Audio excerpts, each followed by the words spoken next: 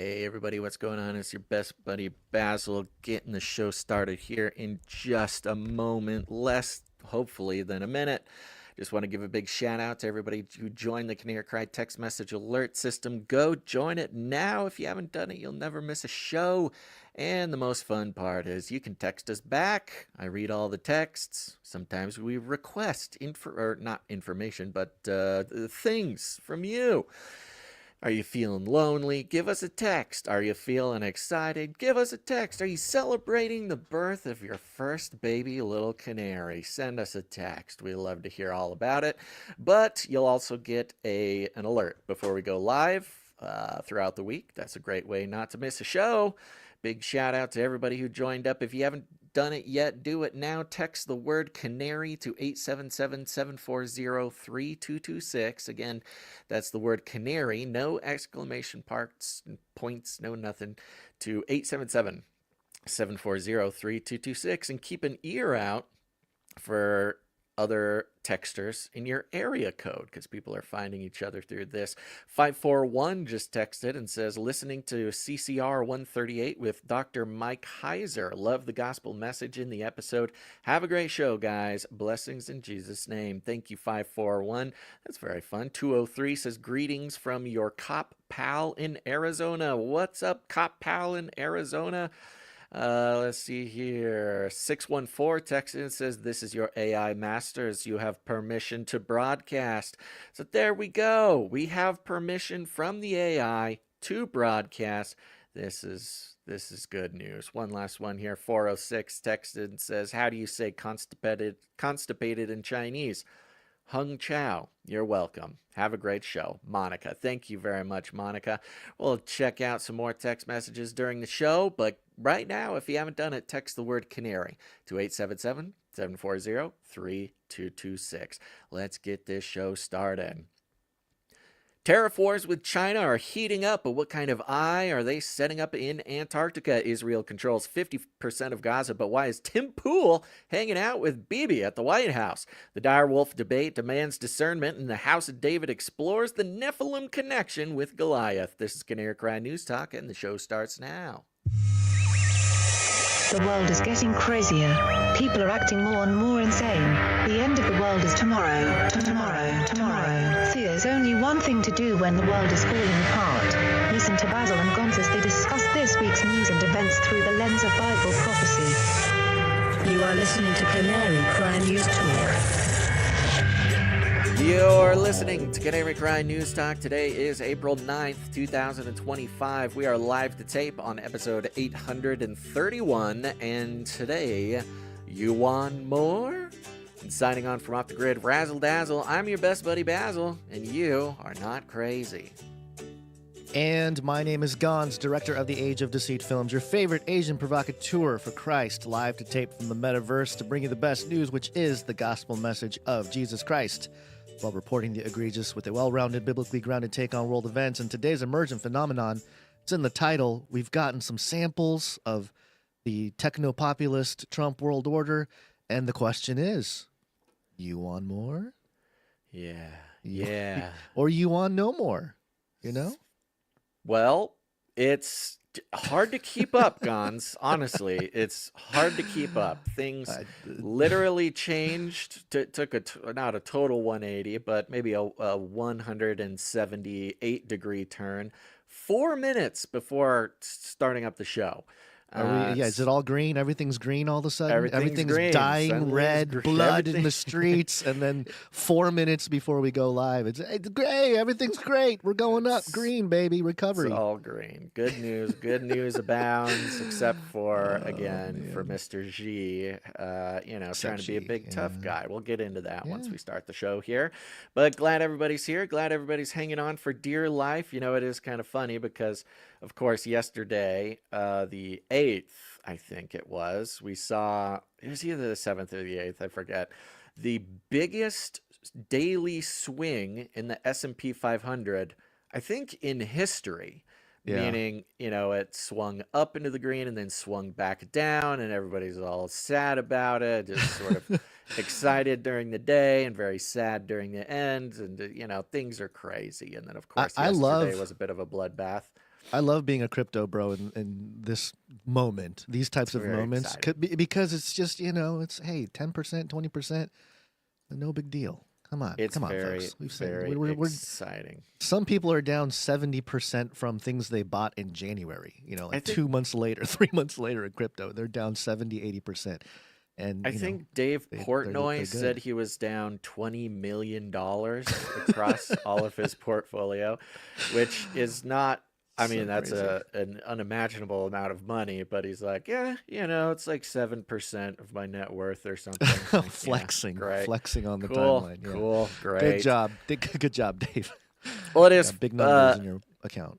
it is interesting because, of course, when something like this happens, got everybody panicked. Everybody's doesn't matter where they look, unless they're watching this show. Then they're filled with peace and understanding about the situation. But Yeah. everywhere you look around the media, it doesn't matter if it's independent, alternative, whatever. People are freaking out, man, and I would say we almost should start like our own graph or charting or something of producership of the show, because I think we might have some like leading indicators. Yeah, I you're think right. you'd be That's a able. good There idea. is a serious correlation between what's going on in the world and producership of the show, and not just financially. I think there's interesting correlations also with people who help out with their time and their talent too. So I don't know. That might be kind of fun. The data Oh already no. exists. I don't know. That's what I was gonna say. We have years of data, and we can what quantize? No, quantify, not quantize. Yeah, Quantify that information into a chart and actually show how many producers came in with their art. For example, if we had 10 people a certain week or yeah. 40, a Tracking. certain. It's like tracking bond yields versus stock prices. The There's like Canary an Cry index. I like this. This is inverse a good idea. correlation. I think Canary Cry Index, I think it might give some insight that you can't get anywhere else into where the economy is at and where it's going. That's a good idea. So if any quants out there, any investor bros, finance bros want to fund this very important project, Hey, Silicon Valley, heard you're looking for Christians to fund. Here's an exactly. idea. Get I think The Watchman Index, the Watchman Fund. You can we get could a even bunch expand of it us out. out here with all this info.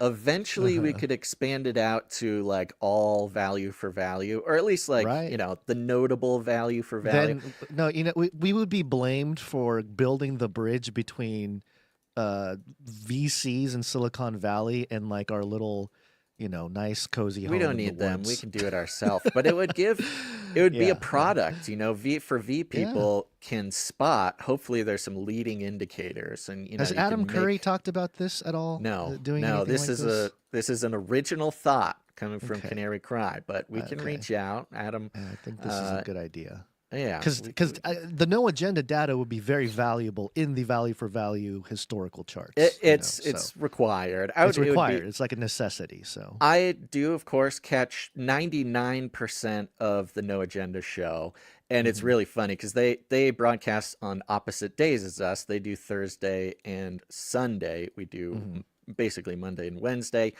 And so, depending on how you look at it, they're kind of either a leading or a lagging indicator.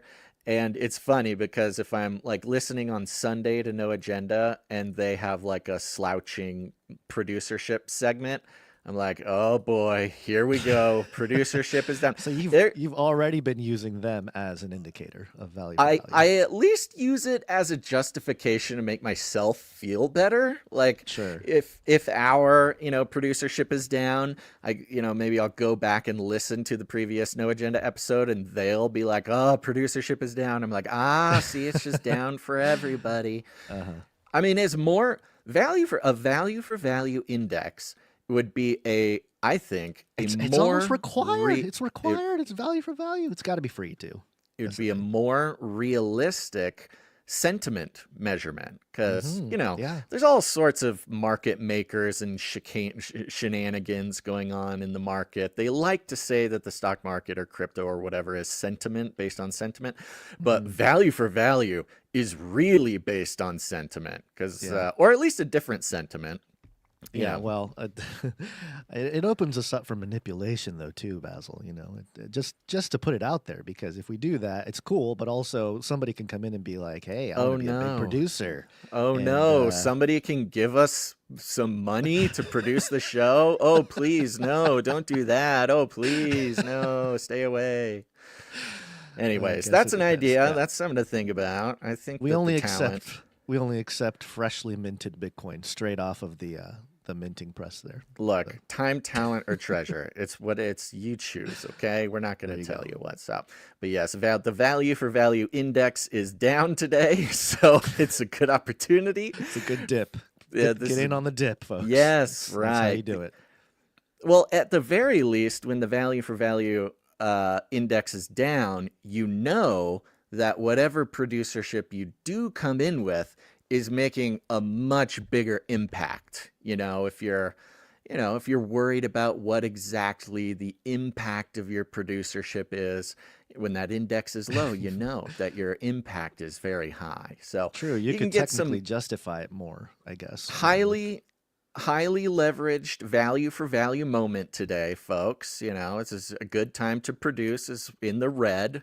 And so go to Canary Cry .support to help us out with your time, your talent, or your treasure. It's not all about money. You can help us out with art, with music. You can help us out with volunteerism, things like that. It's all very important. It's all that sounds like some kind of liberal nonsense. What is this volunteerism? That's the beautiful part about the value for value model. That's what makes it so biblical, is that it can't be pinned down. It's not straight up mammon worshipping capitalism, but it's also not Moloch worshipping communism. Moloch communism, my least favorite kind of communism, by the way. That's right. It's Yahweh capitalism. It's right there in the middle. Easy to fall on either side, but the narrow path is the way to life. So, Anywho, there's still time to produce the show. You can produce the show with however you want by going to canarycry.support. Go check it out, folks.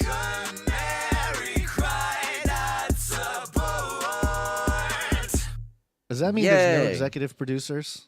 I get the feeling that was a big setup for no executive producers. Yes, that means at this very moment, there are no executive producers on the sheet quite yet. That's right. So we will keep an eye out, an ear out to see what comes through, if anything. But just so you know, folks, executive producers, we love them. They are those who produce the show for $100 for any individual episode, $100 or more, rather, which is a very exciting thing for them to do. And that's why we do thank them here at the top, except for today's show. We will thank them later on. But all the better. What an incredible opportunity, Gons, to give a big, heartfelt, heaven-sent thank you to all of the monthly producerships. Those beloved producers who say, you know what, I've been getting value for quite some time, or I expect to continue to get value for quite some time, and so I'm going to commit, I pledge in front of God and my peers that every month I will produce this show for whatever amount. It doesn't, it's not about meeting some sort of goal. There's no quotas. It's simply looking at, what kind of value comes to your life through this community, through this show, or any of the other work, Beyond the Verse, Canary Cry Clubhouse, whatever it is. If there's any sanity or comfort or humor to be found in the community, what's the value of that to you? And then you just pick your own number, whatever it is. We got people coming in with $1. We got people coming in with $100. Again, a commitment to a monthly producership is invaluable in that it lets us see into the future. We are not shaking in our boots before every single episode.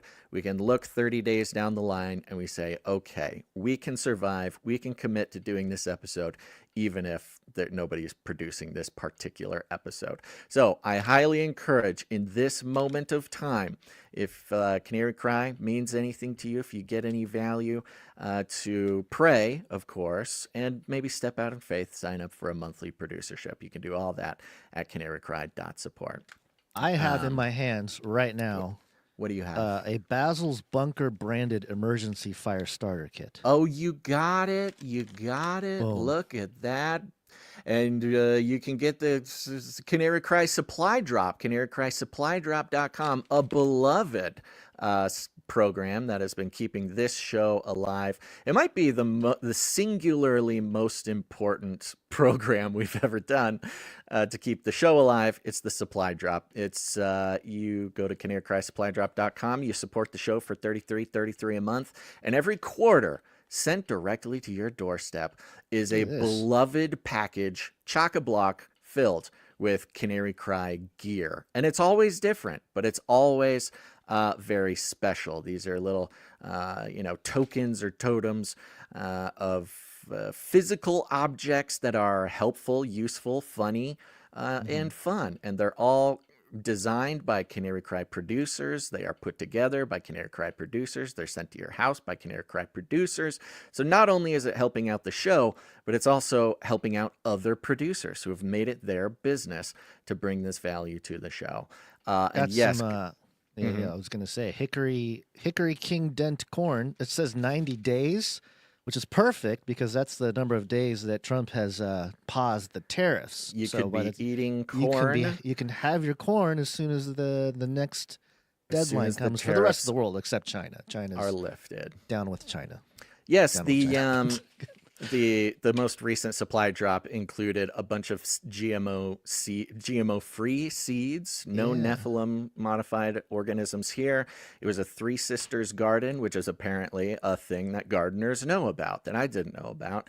Where I think it was corn, squash, and beans or something. They grow together, they help each other out, they have a great time, they feed your family. And we also had the Basil's Bunker themed Faraday bag that went out to help you block out all the nastiness. I think this is it right here, yeah? That's it right there. You can prevent tracking from your phone. You can protect it from EMF blasts, or you can just get a little bit of peace and quiet by sticking your phone in that sucker. So that's the kind of fun stuff. I'll just stick my face in here whenever I want to escape. It does. You know, I do have my EMF shielded hood I used to wear on the show. I've not done that recently. But there you go. Go to canarycrysupply.com. Help support the show. If T-shirts are more your thing, if you like T-shirts, you want T-shirts, you want to be one of the most important people in the world who help choose the design and the color of the quarterly Canary Cry T-shirt and receive it for free, you can go to canarycryt-shirtcouncil.com for supporting the show, $19.84 a month. See all sorts of fun things. But this is your sign. This is your sign to become a very important part of the team that keeps this show alive in whatever way that God has blessed you to do so. So there you go. All right. Awesome. What else do we got? Should we get going? Yeah, we should. I have a prayer request, though. Can I call upon the producers? Okay, yes, of course, of course. Producers, assemble!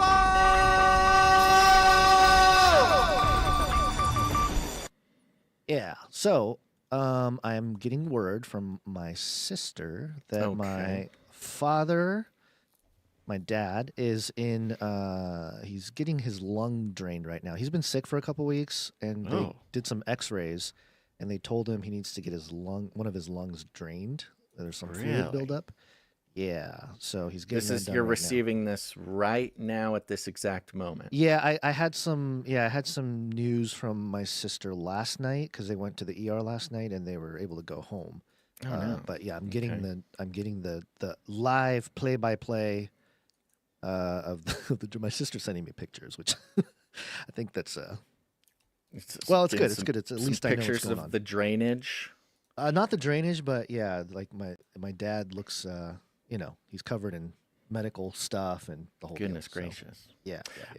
Okay, well, let's do that then. You called the producers, and another great opportunity to not only help out the show, but also participate in the spiritual producership of the show.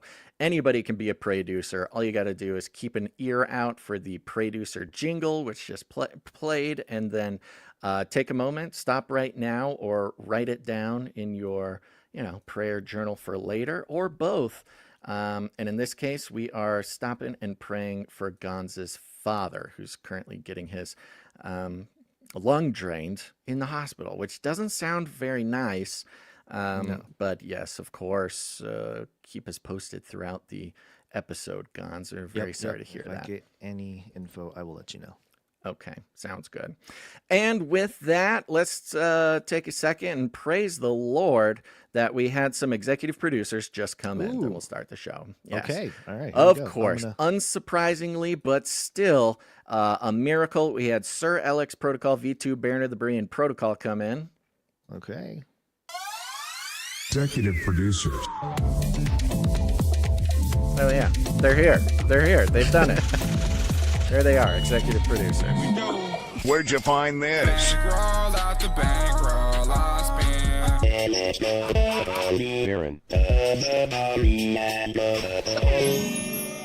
Thank you very much, Sir Alex Protocol. Of course, he comes in for his usual $100.33. He's on a 382 episode streak and a 35 episode executive producer streak.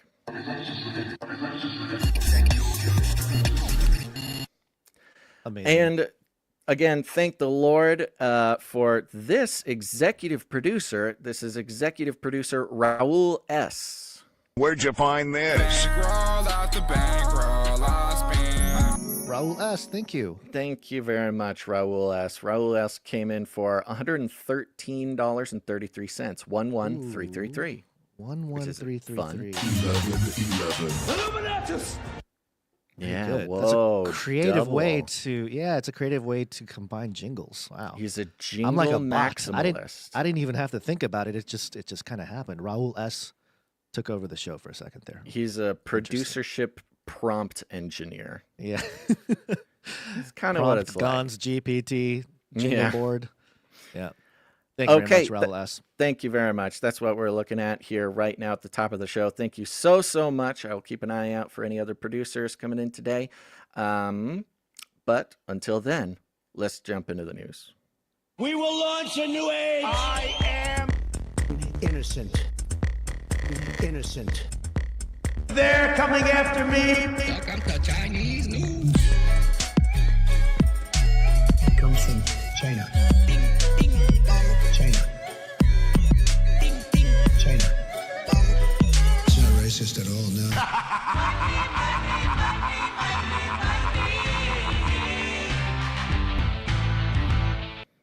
Bang, bang. We can play like 10 jingles for all the things going on, since everything is falling into one large pit of It's madness. destruction and everything. Yeah. CNN. This is yes. Mhm. Oh, so this CNN. is what came in CNN. four minutes before the show started, which almost pretty much changed the entire show 4 minutes before. Sure. Yep. This is Trump announces 90-day pause on reciprocal tariffs with exception of China. Oh, sorry, China. Sorry, China? No, You know what's no funny? go on China. Yeah. I'm seeing right here, right now, when this was first posted, when this article is first posted, it was one paragraph with like maybe a stanza after that. Since saw then, that they too. have There's a lot updated more. it to include a bunch more stuff. But I think the Great. first couple spots tell us what we need to know. President Donald Trump announced a complete pause of all the reciprocal tariffs that went into effect at midnight, with the exception of China. Tariffs on China will be increased to 125% from 104%, he said. Wow. Keep he's like, it going. Keep it up. Yeah. We got higher numbers suggested by others, by the way. We'll get to that in a second. Trump, in a Truth Social post Wednesday, said he has, quote, authorized a 90-day pause, just long enough for your, what is this? I forget what it was. Your corn, your Hickory King Dent corn from Yes. Basil's bunker to grow. Okay, and a substantially lowered reciprocal tariff during this period of 10%, also effective immediately. So does that mean there's 10% still there from the 90-day Authorized pause? 90-day pause and a substantially lowered reciprocal tariff during this period of 10%. Also, authorize So- a 90-day pause and a Yeah, substantially... how do you have a pause? Yeah, and so is it he just must depend have- on the nation, just all together? Well, because the 10% was the basic tariff. But countries who were tariffing us higher than that were getting getting those hit, right. reciprocal tariffs at 50% of their tariff. So it looks like all those tariffs got brought down to a level 10%. At least that's what CNN is reporting, with the exception of China, which is a pretty good deal for everybody except China. Here's a quote here. This is from the actual Post. Quote, "Based on the lack of respect that China has shown to the world's markets, I'm hereby raising the tariff charged to China by the United States of America to 125%, effective immediately," Trump said in a social media post. Quote, "At some point, hopefully in the near future, China will realize that the days of ripping off the USA and other countries is no longer sustainable or acceptable," he wrote. Then it goes into some of the things. There's some interesting, again, second, third, and fourth order things going on. And this little move here seems to specifically support one of those theories, was that the entire tariff thing, the whole everybody gets a tariff, you get a tariff, you get a tariff, reciprocal tariff thing, could have been a bit of a ruse in a way. Now, do I think this is all planned out ahead of time? I'm not sure. But of at course, least that's at least simulated in some computer somewhere. perhaps, yeah. Or, adaptability is the word of the year, being able to adapt to whatever the current situation is. But in the previous tariff situation, what had happened is China specifically was sort of being isolated, not just from the U.S., but from the rest of their market as a whole, because the U.S. was then seeking out countries like India, Vietnam, of course, Taiwan, but also South Korea, Japan, to replace a lot of the manufacturing that China was getting, which not only is sad for China, but with the money that they're not making, but also makes the countries around them richer, which China does not appreciate. So it kind of started having this effect of specifically isolating China. And it looks like this particular pause kind of confirms that as the kind of the basis of the whole thing. The bigger play was mainly against the Chinese economy, not so much the entire world type of thing. That's the theory. That's the theory that, of course, China was sort of the main thing. Now, we'll see how that works out. But on this news that reciprocal tariffs are paused for 90 days, whoopsie daisies, the Dow, S&P 500, NASDAQ, Bitcoin, everything just shot right back up. Remember how they were freaking out about a 2% drop, a 4% drop? Oh my gosh, these huge swings, they're killing us. At a 6% drop, the circuit breaker on the trading floors flips and they close down trading at a 6% drop, which I'm not sure if actually happened in a one-day period in the past 7 days. But even if you just look up at the top of this CNN article, it's got the markets. Dow is up 6.47%. That's huge. S&P 500 is up 7.6%. That's huge. NASDAQ is up 9.45%. That's got to be. How many trillions is that? That's got to be some sort of record. Yeah. I don't 10%. know exactly. I guess they don't stop it when it moves up 10%, huh? I thought the 6% was the breaker, but not when it goes up 10%. No. You got regular market people enjoying the roller coaster. They're all turning into crypto degens is what's happening very slowly. That's kind of what it is. The sort of like Solana meme coin trading like atmosphere. Culture moving into main or I guess Wall Street, I guess more so, but Yeah, the activity of the market seemed to be similar in that regard, but yeah, this is this is all part of the manipulation game, and we're still, it's one thing to keep in mind, and this is something I realized too a couple days ago, which is kind of one of those Bitcoin ethos things.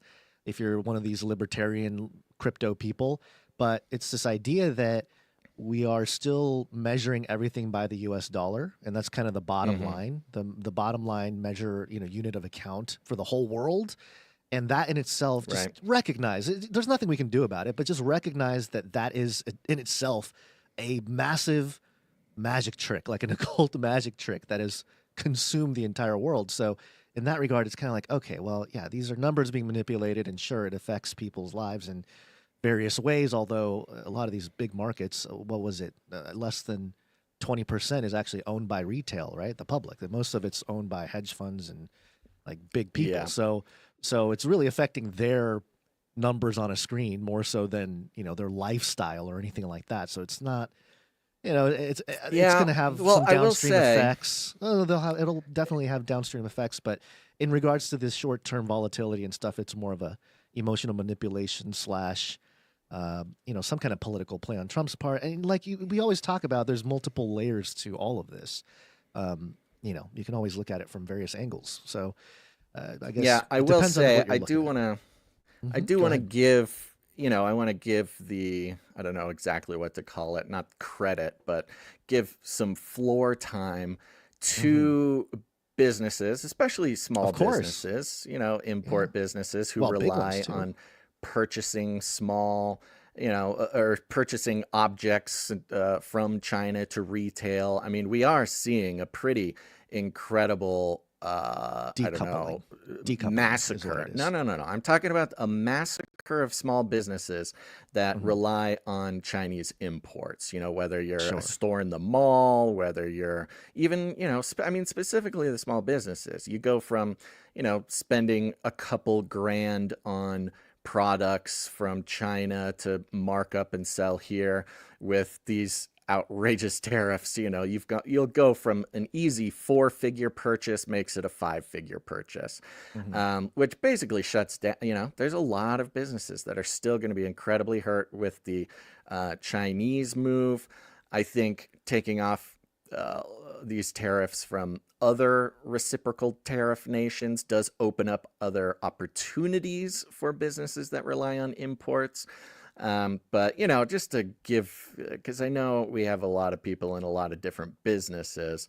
And if you're in business, especially for yourself, that includes getting stuff from China, it's still an incredible problem. But as far as there we go. NASDAQ index just hit 10%, 10.02, which I think I'm trying to find a chart for just the NASDAQ. But I believe that just makes back everything that it lost over in the last. It gained in one day. Does it make it back, or probably about half? Right? I was looking at it. It looked like about half. That's what I was trying to pull up. I don't know if you have it pulled up. Yeah, you think the NASDAQ lost 20%? Yeah, it was.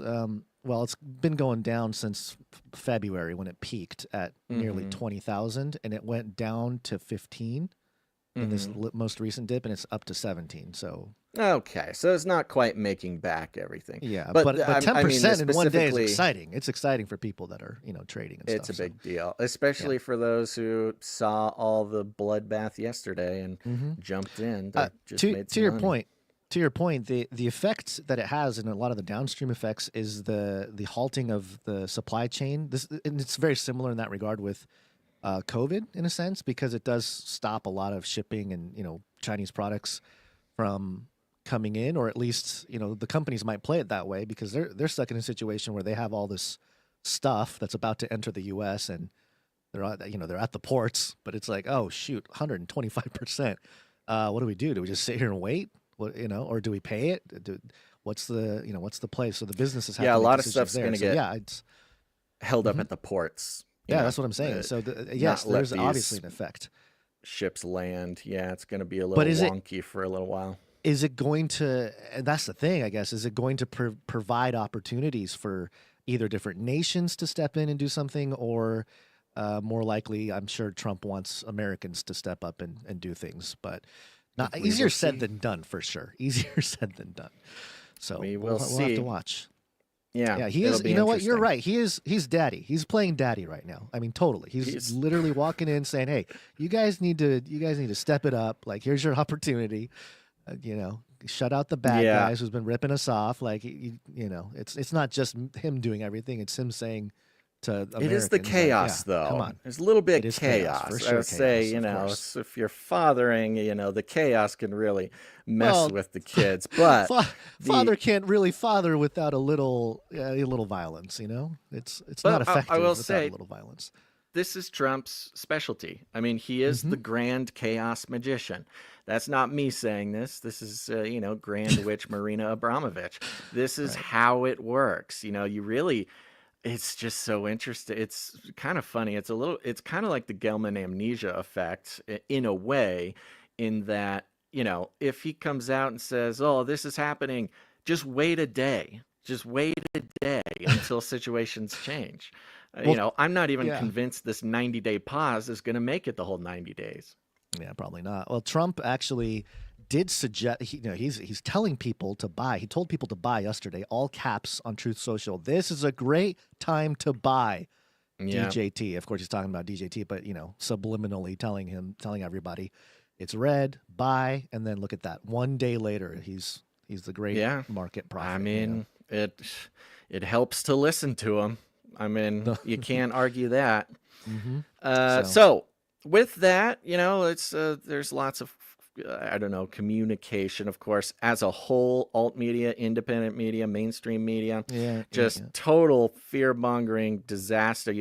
Everybody's talking as if like the building, the literal building that they are literally sitting in, is literally on fire. That's like the extreme turnaround. And there had been a number of, I guess you could say, formerly Trump supporters, although just because somebody disagrees with one of his moves, or even a number of his moves, doesn't necessarily negate them being a Trump supporter.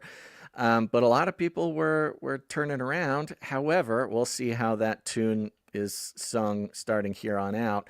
But not everybody was totally against the tariffs, Gons.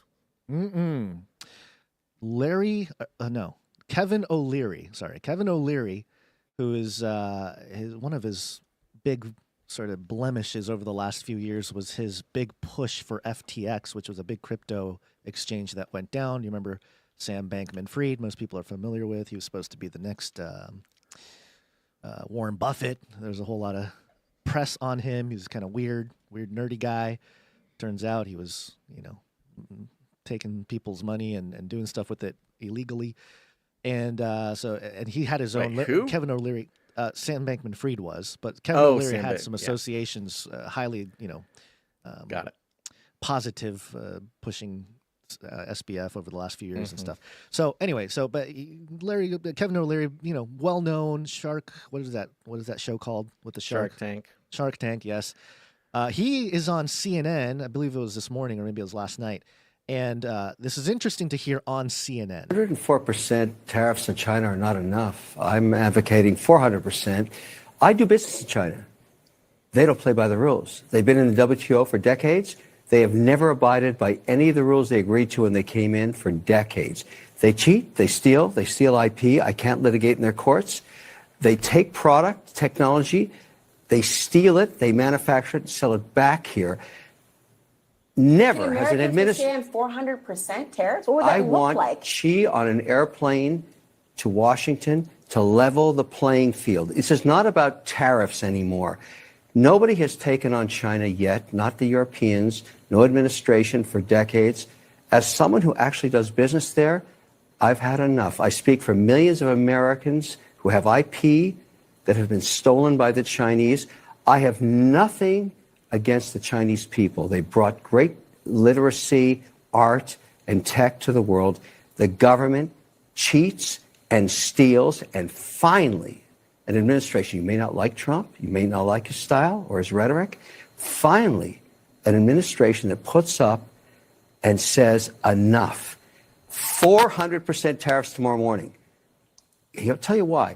Xi can only stay the supreme leader if people are employed. If we wipe out any business there, because we are still 39% of all consumables on Earth and 25% of the world's GDP, America is the #1 economy on Earth with all the cards. We will not have that forever. It's time to squeeze Chinese heads into the wall now. Well, hold on.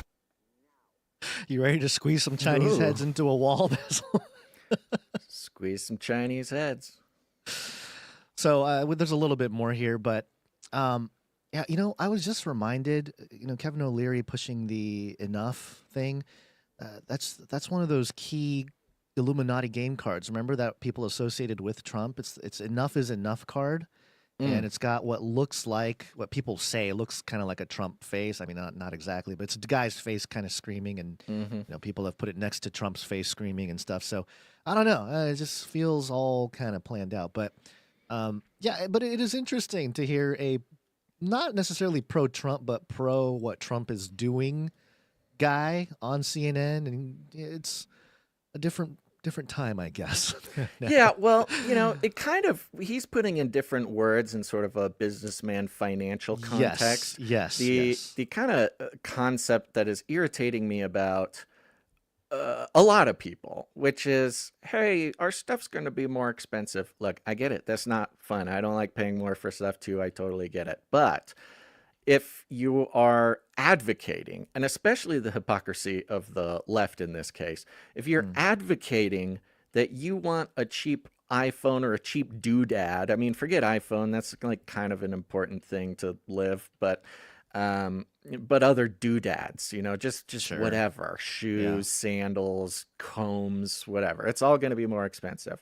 Well, you're literally fighting for the Communist Party in China to encourage the use of slave labor in the products that you buy. Things are cheap because it's slave labor. If you have a problem with slave labor, you really shouldn't be encouraging us to keep the deal we currently have, the status quo, the business as usual, like the hands-off protests. We say we can't have business as usual. Wait, go back to business as usual. Right. And so, this really has a spiritual dimension to it that I don't think is getting a whole lot of attention. Of course, you're not going to get that in general. And the economic dimension is just so inflammatory. Nobody wants to hear about the spiritual dimension of going back to a status quo of doing business with a communist country that uses basically and sometimes literally slave labor so you can have cheap doodads. Economically, yeah, that's annoying to pay more, but spiritually, to defend that economy, this beast system, the worship of mammon at the sacrifice of blood, sometimes literal human blood spilled, so you can get a cheap doodad. I mean, that is the sort of spiritual sickness of the time. Now, it's also the obsession with comfort. We have this, in this world, this worldly obsession with comfort. That comfort is the ultimate basic commodity, the ultimate basic value or right in America. Everybody has the right to comfort. Well, your comfort comes at a price, and it comes at a price that is the blisters on the fingers, the blood on the ground, the literal freedom versus slavery of individuals over in China, human beings just like you. And yeah, especially against a communist system that doesn't respect, IP rights. They steal, like Kevin O'Leary was saying. It's much more than just, is your comb or is your refrigerator going to be more expensive now? There is a humanity-wide spiritual battle going on when it comes to this. And again, whether or not Trump is aware of this, or if he is just simply a chosen individual to be the guy to sort of work through this publicly, ignoring that spiritual dimension, I mean, that comes at our own spiritual peril. Especially, you can tell it's a spiritual battle because of the hypocrisy that it reveals in almost everyone who finds time to talk about it. You're touching on something that I think ties into a story that I don't think we have. We had it in the links Let's there, do but I it. think Jam Yeah, let's do shared it. it. Yeah, Jam shared this link. It's dailymail.co.uk. Chinese launch racist humiliation campaign mocking Trump's tariffs. A new AI-generated video believed to have been created by a Chinese TikToker depicts a depressing America under Donald Trump's tariffs. The video shows morbidly obese Americans in sweatshops and factories performing low-skilled labor work with somber Chinese music playing in the background. Each American, quote unquote, in the video looks depressed and exhausted by the amount of labor feeding into many stereotypes about the nation's work ethic. The clip fades out by taking a shot at Trump's campaign slogan, showing Make America Great Again. The 32-second clip focuses on the stereotypical manufacturing jobs that have moved overseas in the last few decades, but could be returned to U.S. soil amid Trump's tariff frenzy. Insults like this viral video have started spreading online amid the tit-for-tat tariff fight between Washington and Beijing, with both sides threatening the other with stiff fees on imported goods in recent days. So this is, I believe it was yesterday when the article was published. But I did see this video on the timeline a few days ago, and I do find it interesting that it's a lot of the independent people and I don't know, alt people sharing it. And it's right. And it's just, if it's coming out, if it is actually Chinese propaganda and it's alt media making it go viral in America on X, what are the implications for that? It's like, okay, yeah, funny, haha, silly video. I don't think it is from China. I don't believe that this was made by China. I believe this was made by leftists in the United States. It may be Chinese propaganda sort of in spirit. Yeah. Do you want to play a piece of it just to give people an idea, or sure? I didn't have it pulled up. I have that's okay. Photos showing. You can take a second to pull it up while I make a comment if you want. Sure. So yeah, the video it's basically a compilation of AI generated videos having sad, poor, fat Americans sitting in what appear to be sweatshops. And the implication is, hey, Americans not only don't want to do this, but they can't do this. And it's predicated on this sick concept. And it really makes me sick. When I saw this getting posted, I'm like, this is a spiritual problem. This reveals a spiritual sickness.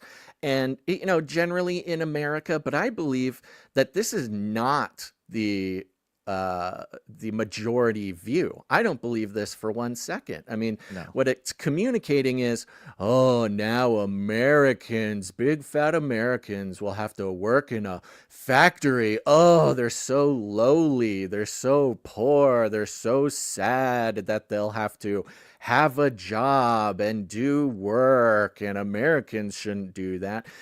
Thanks to Bill Clinton, who basically started the train of transferring all manufacturing overseas. Before Bill Clinton did that, I believe it was NAFTA was one of the primary ones. TPP is another example of this. Yes. Before the 90s, working in a factory or in manufacturing was not seen as this foul thing to do. It was, for 100 years, it was factory and factory work that created the very idea of an American dream, where you can have a job, there's jobs for everybody, even if you don't have special skills. And this is another sad part of it. They're implying that, all of these people should be marketing consultants, or they should be, whatever, something invented and made up that brings no value to the world. Sorry, marketing consultants. I love you.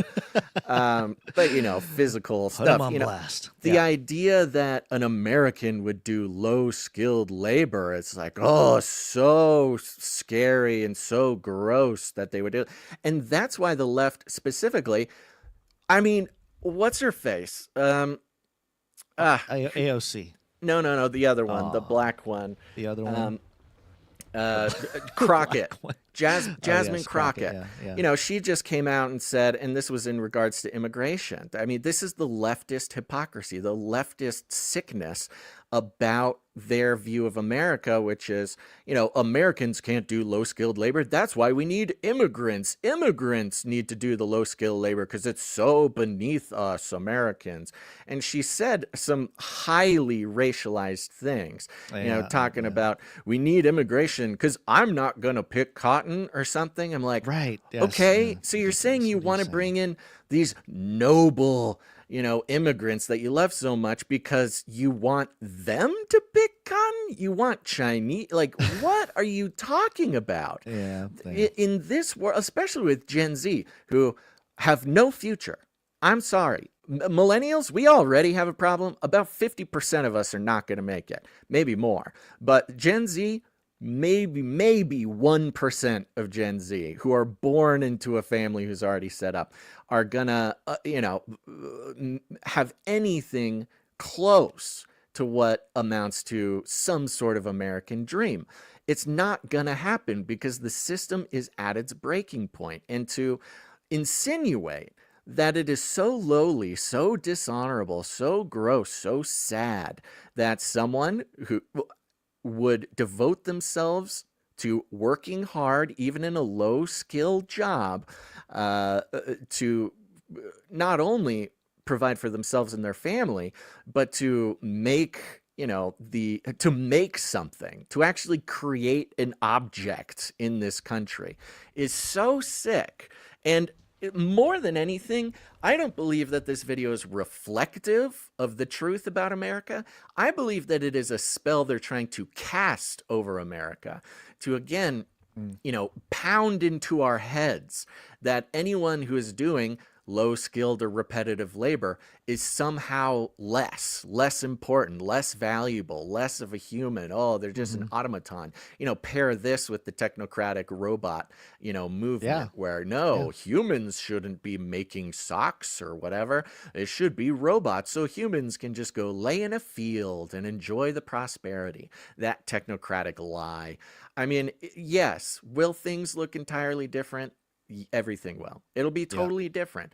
But as people of God, as people who are aware and being mindful of the spiritual realities, I think it's okay for us to not just approve of, but maybe even encourage the spiritual benefits of the opportunity, the ability, the opportunity for human beings to make something of themselves, make something with their hands, and not, live in this fantasy world where they can sit in, some sort of innocence and insist that all of their stuff, all of their doodads are made by slaves in other countries, or you just import a second-class citizen to come and do that work. I think there's some serious spiritual healing that can be done here. Will things be more expensive? Yeah, probably. Will the economy look different in a lot of ways? Yeah, probably. Yeah. But I think our hearts should be focusing on some of these more important aspects. And it's going to be interesting to watch the American companies that traditionally have been the target of conversation assist in that process of maybe helping Americans out. Like this FinanceYahoo.com article here, Amazon cancels orders from China after steep tariffs, plans $15 billion U.S. expansion. What was the other? There were a few other companies that were expanding in America. Was it Apple that's providing a whole bunch of jobs in America? So it feels like these companies are... American-made companies are seizing the opportunity to provide some sort of balance, I suppose. Yeah. Because in the end, companies like Amazon and Apple are guilty of this, and not because they're so evil. I mean, there's part of it too.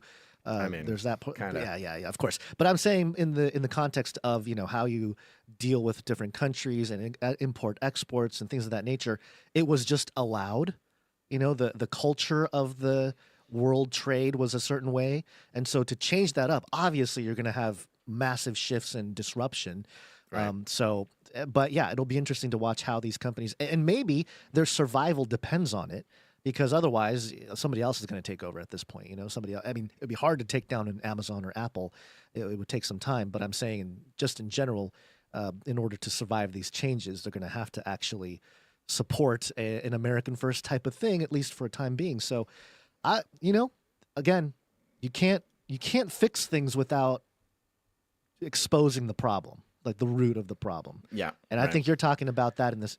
The spiritual sense is important to understand because that's the ultimate source of everything. The downstream effects, the trickle down effects of that is where corporations do things or individuals, have different opportunities presented and things of that nature. So that comes after all that. So, yeah, I mean, wild times, Basil. Yeah, we'll Wild see. times. And overall, don't get too invested in anything because tomorrow it could change at any moment. It can change on a dime. It'll change on a dime. So we are nothing anybody says right now, has any sort of guarantee to the future. Of course. There's a fake screenshot going around, which maybe this is also part of CCP propaganda circulating on Western alt media channels.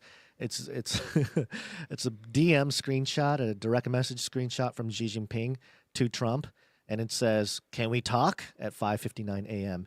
And then at 1:07 p.m. it says, "Donard, please respond." It just makes me laugh. But it's also, again, it might be a anti-Trump propaganda piece there. Like, oh, Trump is ignoring China. It's not that China does, China wants to deal. They want to sit down, but Trump is ignoring, our request to talk kind of thing. So, okay, one thing that I wanted to mention, Basil, is in that CNN article we started with that added a whole bunch of stuff after the initial paragraph about the reversal on the reciprocal tariffs. Oh my gosh, we're going in circles. I think that's all we need. I don't think we need more. Yeah. I just want to mention that they go into a gentleman here named Scott Bessent, who is the Treasury Secretary. Yeah. Bessent? Bessent. And we had a clip from him that I wanted to share, this 32-second clip of Bessent speaking at the American Bankers Association. We will take a close look at regulatory impediments to blockchain, stablecoins, and new payment systems. And we will consider reforms to unleash the awesome power of the American capital markets. Americans deserve a financial services industry that works for all Americans, including and especially Main Street. Under President Trump's leadership, the Treasury Department and I will deliver that to you. Thank you. Did I hear that correct? The Treasury Department is going to look into crypto, stable coins, all this kind of stuff to provide Main Street with the economic opportunities that Americans deserve? Is that what he's saying? Something like that.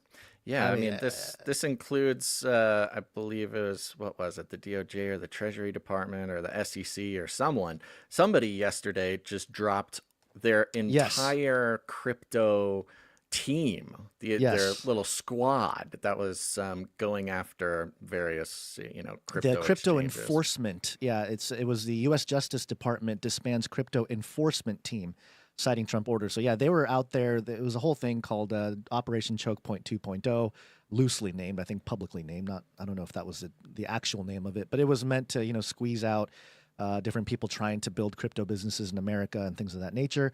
Debanking was part of that. And that's kind of why Trump sided with the crypto bros for the elections. But yeah, it seems like the time is now, the merging, Basil, the iron mixing with miry clay moment for the economics of the world, perhaps, and maybe a surgical facelift for the U.S. dollar to go a little crypto. And it doesn't surprise me. It feels like it's time, especially as things get exposed. You got to expose the old way to install anything new that's supposed to be solving that problem. Are you talking CBDC or just like blockchain financial products? I'm talking more general blockchain, because I think the CBDC stuff is, we've talked about it before, a CBDC proper, a central bank digital currency proper, is not popular in the conservative and libertarian circles. Mm-hmm. So they couldn't really run on that. And so Trump bans it, whatever it is. But with stablecoin companies popping up everywhere, PayPal with their stablecoin, and a bunch of stablecoin companies already existing, they not only will they buy the bonds that perhaps other countries may dump, to strengthen the U.S. dollar, but also they are companies. They're centralized companies that are partnering with the government to provide this new rail of stable, the U.S. dollar being on crypto. And that provides that it's just the same old public-private partnership going on. You know, it's the private corporations partnering with the government to facilitate things. And yeah, it might be good for a little while during this transition, but ultimately, hey, if there comes a certain time when talking about certain issues is not cool, then your central bank, or not central bank, your company that the CBDCs or not, keep saying the wrong thing, your stable coins run on can be frozen. So, you know, it's all kind of a big game. It gets very complicated. It's kind of a new version of company script almost. Yeah. But the transition is taking place. So, you know, here we go. Blockchain. It's happening, Basil. It's happening. Also, just as a side note, because all this China talk here. So a new discovery. Antarctica.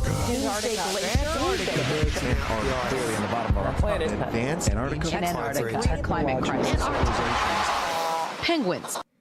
This is according to CGTN.com, which is some Chinese news outlet here. The headline, China unveils new radio telescope in Antarctica. And they got a picture of it here. Doesn't look like much, Basil, but are we supposed to fear this? I think we're supposed to be scared. China unveiled the Three Gorges Antarctic Eye, a 3.2 meter aperture radio millimeter wave telescope at a scientific research station in Antarctica, officially launched at the country's Zhongshan station in Antarctica on April 3rd. The telescope, co-developed by China Three Gorges University and Shanghai Normal University, has further cemented China's advancements in Antarctic astronomy. The Three Gorges Antarctic Eye has officially begun scientific observations of the Milky Way's neutral hydrogen and ammonia molecular spectral lines, providing vital data to help unravel the dynamics of interstellar gas and the processes of star formation as they dig into the Earth snow to look for Nephilim bones. So there you go. Three Gorges Antarctic Eye revealed by China in Antarctica. The all-seeing Chinese eye. Chinese ice eye, yes. While everybody is distracted with the tariffs, China. That's the big secret. Yeah, that's the big they're going to be looking. The real thing is they're not actually looking up with the telescope. They're looking down into the middle. Direction. The middle of the hollow earth. They're going to look down into the big black pit. I love how we're shape of the earth agnostic around here. You know, we're kind of, it's just, sometimes it's round, sometimes it's hollow round, sometimes it's flat, it's a pancake. It's just, you know, it's all a matter of perspective at this point, it seems like. Just depends on how you look at it. So there you go. China up to stuff. Not surprising. But, you know, I found this article a couple days ago, and with all the tariff craziness and the markets and everything, it felt like there's always something else going on that people aren't paying attention to, and I think I found one of those things. Zionist! That's coming from apnews.com, and the headline, Israel controls 50% of Gaza after raising land to expand its buffer zone. What happened to all the Gaza, Palestine, all that, you know, debate? At least in the sort of mainstream public sense, nobody cares anymore. Not a lot of talk. Israel has dramatically expanded its footprint in the Gaza Strip since relaunching its war against Hamas last month. It now controls more than 50% of the territory and is squeezing Palestinians into shrinking wedges of land. The largest contiguous area the army controls is around the Gaza border, where the military has razed Palestinian homes, farmland, and infrastructure to the point of uninhabitability, according to Israeli soldiers and rights groups. This military buffer zone has doubled in size in recent weeks. Israel has depicted its tightening grip as a temporary necessity to pressure Hamas. And why is, temporary always is never temporary with this type of stuff?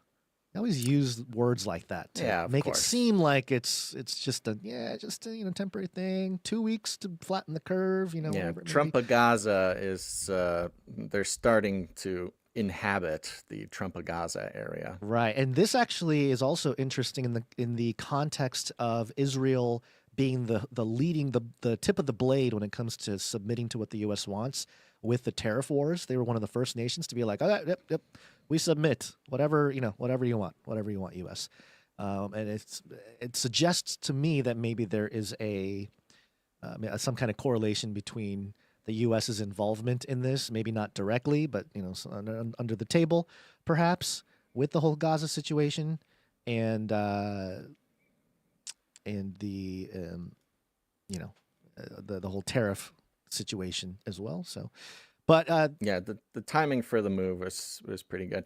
There's some timing. There's some other strange timing that kind of popped up in the alternative news space. The mainstream is not quite covering this, but if you're bopping around the different alternative news areas like X and podcast, things like that, you heard about this yesterday. Very interesting thing in the context of establishment narratives, alternative news, and the new White House inclusion of influencers in some pretty major geopolitical meetings. This is coming from renegadetribune.com.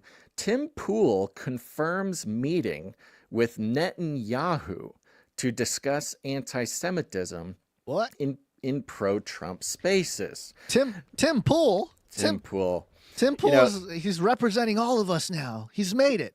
It's very interesting. Tim Pool, over the past, maybe for a while, but especially the past year, there's a lot of like, Tim Pool is Hamas. Tim Pool is Hamas. And this meeting does not help with that.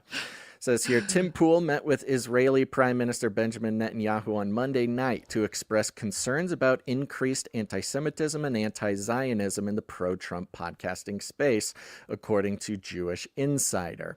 Now, we'll get through this, but one of the big things that we're seeing, we'll just get into it here. Israeli Prime Minister Benjamin Netanyahu tried to push back against anti-Israel trends in the right-wing media world by holding a briefing in the Blair House for podcasters and other media figures, sources in the meeting told Jewish Insider on Tuesday. Among those in attendance were podcasters including Dave Rubin, Tim Pool, and former White House Press Secretary Sean Spicer, writers Bethany Mandel and David J. Harris Jr. Hey, it's Nephilim guy. Isn't David J. Harris? Isn't that the... No, maybe not. I don't know. Influencer Jessica Krause, commentary senior editor Seth Mandel, and Federalist editor-in-chief Molly Hemingway. In addition to Netanyahu, his diplomatic advisor Ophir Falk and Israeli ambassador to the U.S. Yashil Leiter were present on the Israel side. Poole expressed concerns about increased anti-Semitism and anti-Zionism in the pro-Trump podcasting space, according to sources in the room. Poole famously had Kanye West on his podcast, and the rapper walked out mid-interview after Poole pushed back against anti-Semitic comments. Responding to Poole, Netanyahu said that is the reason he invited the group to meet with him. Poole argued that there is a Qatari op to manipulate social media algorithms to make anti-Semitic, anti-Israel episodes appear to receive far more views than, say, tips for picking up women in order to incentivize podcasters, the YouTubers, to produce more anti-Semitic content. Netanyahu, however, was non-committal in his response, saying only that, quote, it's possible. Now, they'll get into it a little bit here. I did listen to Tim Pool's response to this. And more or less, this Jewish Insider article, of which what I just read was a piece of, was kind of doing basically with what mainstream media does, took a lot of stuff out of context, reworded stuff. Poole arguing that there is a Qatari op to manipulate social media was not, that apparently didn't happen. He said he heard and asked if that was true, that sort of thing. But we can get into some clips here.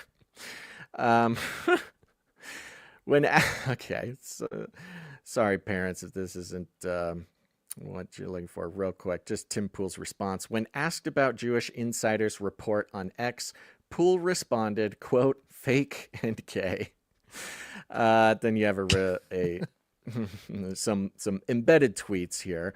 The quote, the story mischaracterizes what I said and how the conversation with Netanyahu went, Poole said in a follow-up post. Quote, I will discuss tonight on Timcast IRL. That's what I mentioned before. I reached out, this is back to the author of the article, I reached out to every podcaster reported to have taken part in the meeting with Netanyahu for comment. Interestingly, Tim Poole is the only one disclosing on X that the meeting even took place. The idea that opposition to Israel's genocide in Gaza is a Qatari op is an Israeli op that was popularized by Israel's diaspora ministry last year. It's an op all the way down. It's ops on ops. It's just the hand over hand over hand of ops and ops and ops, and yeah. It's so all if you're saying it's an op by somebody, it's just one hand in the pile of hands of ops. Yeah.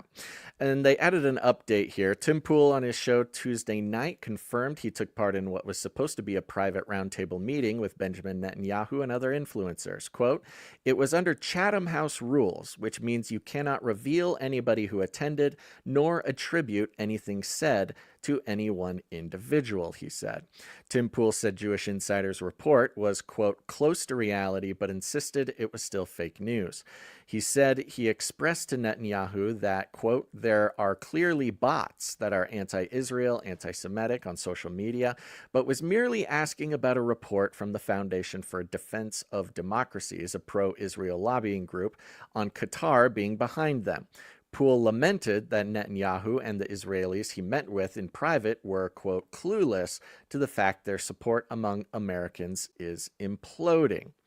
Quote, they are clueless to this issue of Israel's falling public support, Poole said. Quote, there's no message conveyed to young people why they should support Israel, he added. Quote, and I'm not saying that I do, I'm asking them, what are you paying attention to? So it goes on and on about this. The reporting on Tim Poole's... Tim might become president one day. He's just like Teflon, man. Every time he's just doing this, just doing that, you know? Yeah, it's very really good at kind of wiggling around. And the amount of heat that he takes and his, endurance in taking that heat is admirable, at least. I don't know at the if very he's... least, yeah. I don't know. I don't know if he's maybe too Mossad. far. I don't know if he is Mossad. I don't know if he's not Mossad. But, very interesting and shocking. Take it away from Tim Poole. Tim Poole is the sort of focus of this because he's sort of the most public-facing of the mentioned people and the most popular of the mentioned people. But that list of alt influencers and editors of alt media, that's a pretty interesting group of people. And to be invited into a Chatham House meeting, what's supposed to be a private meeting on background, that's unprecedented. That there's nothing like that's ever happened before. And so, again, we're in this very strange place. You are the media. Well, maybe you aren't the media, but Tim Poole is the media. And these other guys. Dave Rubin. You all love. An unprecedented, sort of access to the prime minister of Israel. This is not, this is not invited to the White House briefing room. Okay, right. This is in the room with Netanyahu. From what Tim said about this, he said, most of the people there kind of ask stupid questions or questions that the answers already exist on Fox News. He wasn't very impressed with his, colleagues in that sense. And maybe that's what invited someone to leak to Jewish Insider what had happened in the meeting. Who knows? I don't know. David J. Harris Jr. is indeed the guy who was on News Nation a couple weeks ago. Oh, the black guy? Yep, that talked about the Nephilim when he was asked about the pyramids. So that's him. So we got a Nephilim guy in there, Nephilim guy in Netanyahu's ear. That's good. I would be interested to hear. Maybe we should, if there was a way to reach these people, we can do the waffle test. We can do the Ben Shapiro waffle test. Everybody loves waffles. To say, hey, do you guys like waffles? Test is. Oh, yeah. Just asking if they like waffles, and if they do, then, they're part of the thing. And then if they don't, then maybe they're not part of the thing, You know who is... Everybody loves waffles. most recent and most I don't know, notable I almost said producer, but sponsor of the Tim Pool show. Who is it? It's the Tax Network USA, the sort of tax fearmongers. You know, they I keep wanting to say produce. They advertise on, and they do host reads too. They'll do host reads on Tim Pool, on Russell Brand. You know, I don't know so much about this company. I was looking into them, and they have very, very, very bad reviews on like the Better Business Bureau and stuff. And they've changed their names a couple times. But they, you know, it's funny because it'll go from like Tim Pool talking about, oh, he's going to shut down the IRS and the Fed, get rid of the income tax. That's what Trump needs to do. Tariffs, blah blah blah, and then go into like 2 seconds later, the IRS is coming for you. They're more scary than ever. Do not be late. Every day you wait on taxes is another day you'll go to jail. It's like super scary. Tax Network USA. They'll keep you out of jail, so call them or whatever.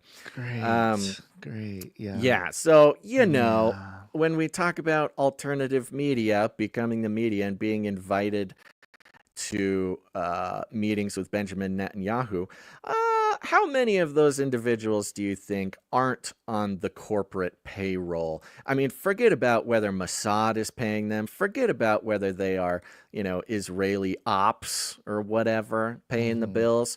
The fact that they are simply doing whatever they're doing for the benefit, explicitly for the financial benefit of corporate incentives, I think that maybe gives them a pretty, you know, big golden ticket to be invited into these sorts of things. And that's why we're on the that's why we're on the value for value model, folks. We don't take any money from corporations, commies, or cartels. And so no far, money from Bibi.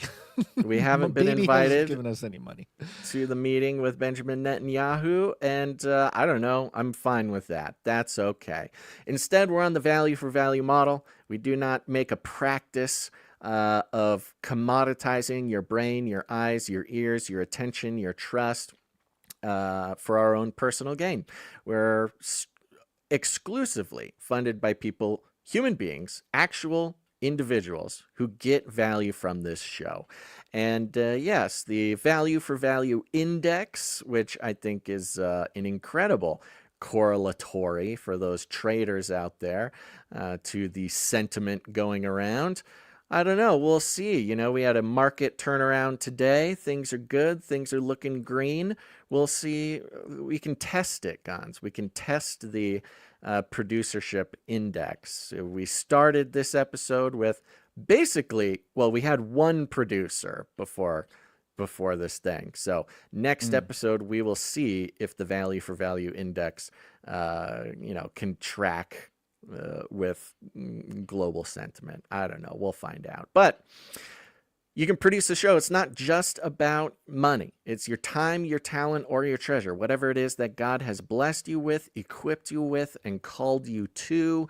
Apply yourself, your resources to keeping things alive in this world that bring value to your life. Because what we don't do here is bring value to corporations.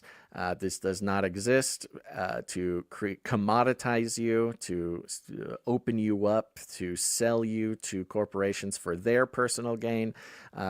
We believe this is a system that at its material best, as good as you can do in this realm, on this fallen realm of existence, this fallen plane of Earth, as close as we can get to both avoiding the mammon worship of capitalism, the Moloch worship of communism. But there is a way. There is a narrow path, folks, and that's the value for value model. It's very simple. Just ask yourself, do I get any value? Have I gotten any value? Do I expect to get any value from the show, the community, the friends, the whatever? And if that's true, you just put your own number on it. It's up to you. You could sign up for a monthly producership if you're expecting to continue to receive value. You can come in and produce once if that's how you want to do it. No big deal. Or you could create art. Are you an artist? Do you have talents of any kind? You can create art, create music, create jingles. Or if time is something that the Lord has blessed you with, you can help us out, volunteer for some back-end projects and some stuff like that. Again, a lot of these things, the time and the talent, is stuff that we could not pay for even if we wanted to. So that's a huge way to participate in Value for Value as well. And of course, you can go to canarycry.support to learn all about it and produce the show. Canary Cry support. Wow. Well, let's see here. Thank you to our executive producers who came in during the show here. It was a little scary. We had two producers. We got two producers here that we're going to thank. We all thank the streakers as well. This is a good opportunity time-wise to thank the streakers. So we're going to start out. We're going to thank the one and the only producer Aaron B. coming in. Aaron B., thank you very much. Aaron B. I believe Aaron B. came in for $8.88 and is on a 12-episode streak. Hey, that is a... Might as well be walking on the sun. Getting hot, like the Tariff Wars. Might as well be walking on the sun. Thank you very much, producer Aaron B. We also had producer The American Hobo. The American Hobo.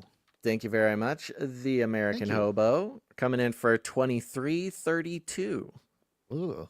That's fun. 2332. 2332. There's a 33 in there. Yeah, 2. Illuminatus! 2. There you go. Very good. And, of course, we also had CageRattlerCoffee.com coming in, folks. Hey, Cage Rattler Coffee. Thank you very much. Head on over to CageRattlerCoffee.com, especially in a time like this where, we're pinching all of our pennies. That's what the deal is. But Cage Rattler Coffee, you got to buy coffee. You're going to buy coffee. Hopefully, you've switched away from buying your coffee daily at Starbucks or something like that. Got to practice making your own coffee. It's a good prepper skill. And if you want competitive prices and the best coffee in the world, or so I'm told, you can go to CageRattlerCoffee.com. This is entirely producer created, producer packaged, producer, roasted. This is a producer project put together to make sure that Canarians have a place and a way, not only to get a great deal on wonderful coffee, but also support the show at the same time. A portion of every purchase comes to support the show. So you can be doing your part, value for value, while you're providing that good old caffeine for yourself and your family. Cage Rattler Coffee, where value for value never tasted so good. That's right. Again, it's part of this parallel economy thing. If you're going to buy coffee anyways, not only does CageRattlerCoffee.com support this show, but it supports a family of producers, your fellow Canarians who are working hard to bring value to the show. It's a beautiful circle of life here, and the circle of value that you can participate in. CageRattlerCoffee.com. Oh yeah, great stuff. There's the Nephilim Hunter Dark Roast, the Emu Wrangler Medium Roast. We got beans coming from Peru, beans coming from Nicaragua, beans coming from the Congo. There's beans coming out of our ears. So go check it out. I don't know the exact statistic on this. This would be something interesting to ask them. But from what I can tell and from what I'm being told by the producers themselves, people keep coming back. Once you taste the Cage Rattler coffee, they just keep coming back and ordering more. And with the tariffs as they are now, I would say if you are thinking about getting some CageRattlerCoffee.com, I would recommend going right now and doing that because, I don't know exactly how much inventory is left. I know it's not a lot. And so people are coming back for seconds and thirds. And if you want to give it a try it out, get some coffee, support the show. I would get over there right now and put your order in. Thank you very much, Cage Rattler Coffee. Thank you. All right.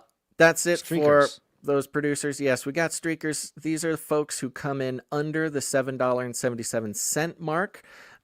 So we don't thank them every single show, but they are on enormous streaks. So I want to catch everybody up. Starting with Mrs. Tinfoil Hat Man. Miss Tinfoil Hat Man. 132 episode streak. Thank you very much. Veronica D is on a 470 episode streak. Veronica D, thank you. Sir Scott Knight of Truth is on a 523 episode streak. Sir Scott Knight of Truth, thank you. And Sir Casey, 527 episodes in a row. Woo. Sir Casey, the Shield Knight. There he is, the streak master. Thank you very much to everybody who pitched in to make this show possible. Producership is a beautiful thing, and everybody out there within the thrall of my voice, make sure to say a little prayer for these producers, because they are the ones who are following through with what God is leading them to do and making this show available for everybody, not just for Gons and I, but for every single Canarian around the world. Yep, thank you very much. Sorry, I sneezed. Sneeze. Mm-hmm. Mute button was nice, though. Yeah, helps. Good job. Before we move on, I just do want to give a shout out to all of the Canary Cry text message alert members. Okay? Text the word canary to 877-740-3226. Don't put exclamation marks, just the word canary to 877-740-3226. Even if you're not a live viewer, even if you're a podcast viewer, you should get on this list, of course, because as we've known, we've seen many, many times before, we can disappear from your timeline at any moment. We can disappear from any platform. You can get unsubscribed. You can stop getting notifications. This is just the normal life that we live. And so you want to make sure to connect on a way that is outside of the control of those platforms, just in case we say something that they don't like again and again and again and again. So text the word canary to 877-740-3226. And it's extra fun because you can text us back at that number. I can't carry on a conversation with you because it's very expensive. But you can text the number, say hi. I read them all. I love them all. I even read some on the show, like, keep an ear out for your area code, because people are finding out that there are Canarians in their area by texting this number. 360 just texted. This is Steve's. He says, thank the Lord. Really seriously considering taking a sabbatical from news, media, YouTube. Really feeling overconsumed by all things media. Don't think it's good for our souls to be this informed. If I do, I think I will only allow myself to listen to Canary Cry. What do you lads think? I have always encouraged people to take a break, to tune out if you need. We are way, way, way oversaturated in our lives with constant media everywhere we turn. And I am a huge advocate of taking a break. At the same time, we have had lots of people say that they have totally disconnected from all media except for Canary Cry. Something about this show, we hope, this is what we strive for, to be able to stay informed, but in a way that is taking all things biblical into account, taking in the spiritual realities as perhaps even more important than the actual realities. And the hope is to set ourselves free from the slavery that all this media is hoping to lock us into. So we do try for that. I totally encourage everybody and anybody to take media breaks as often as long as they want.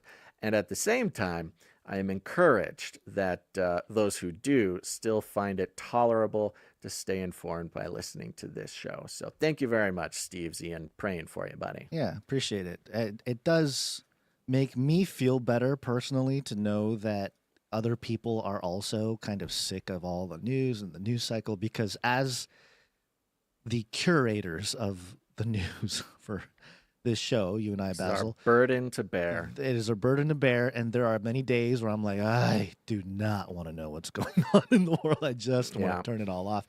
But there's a level there, a feeling of responsibility and a filter.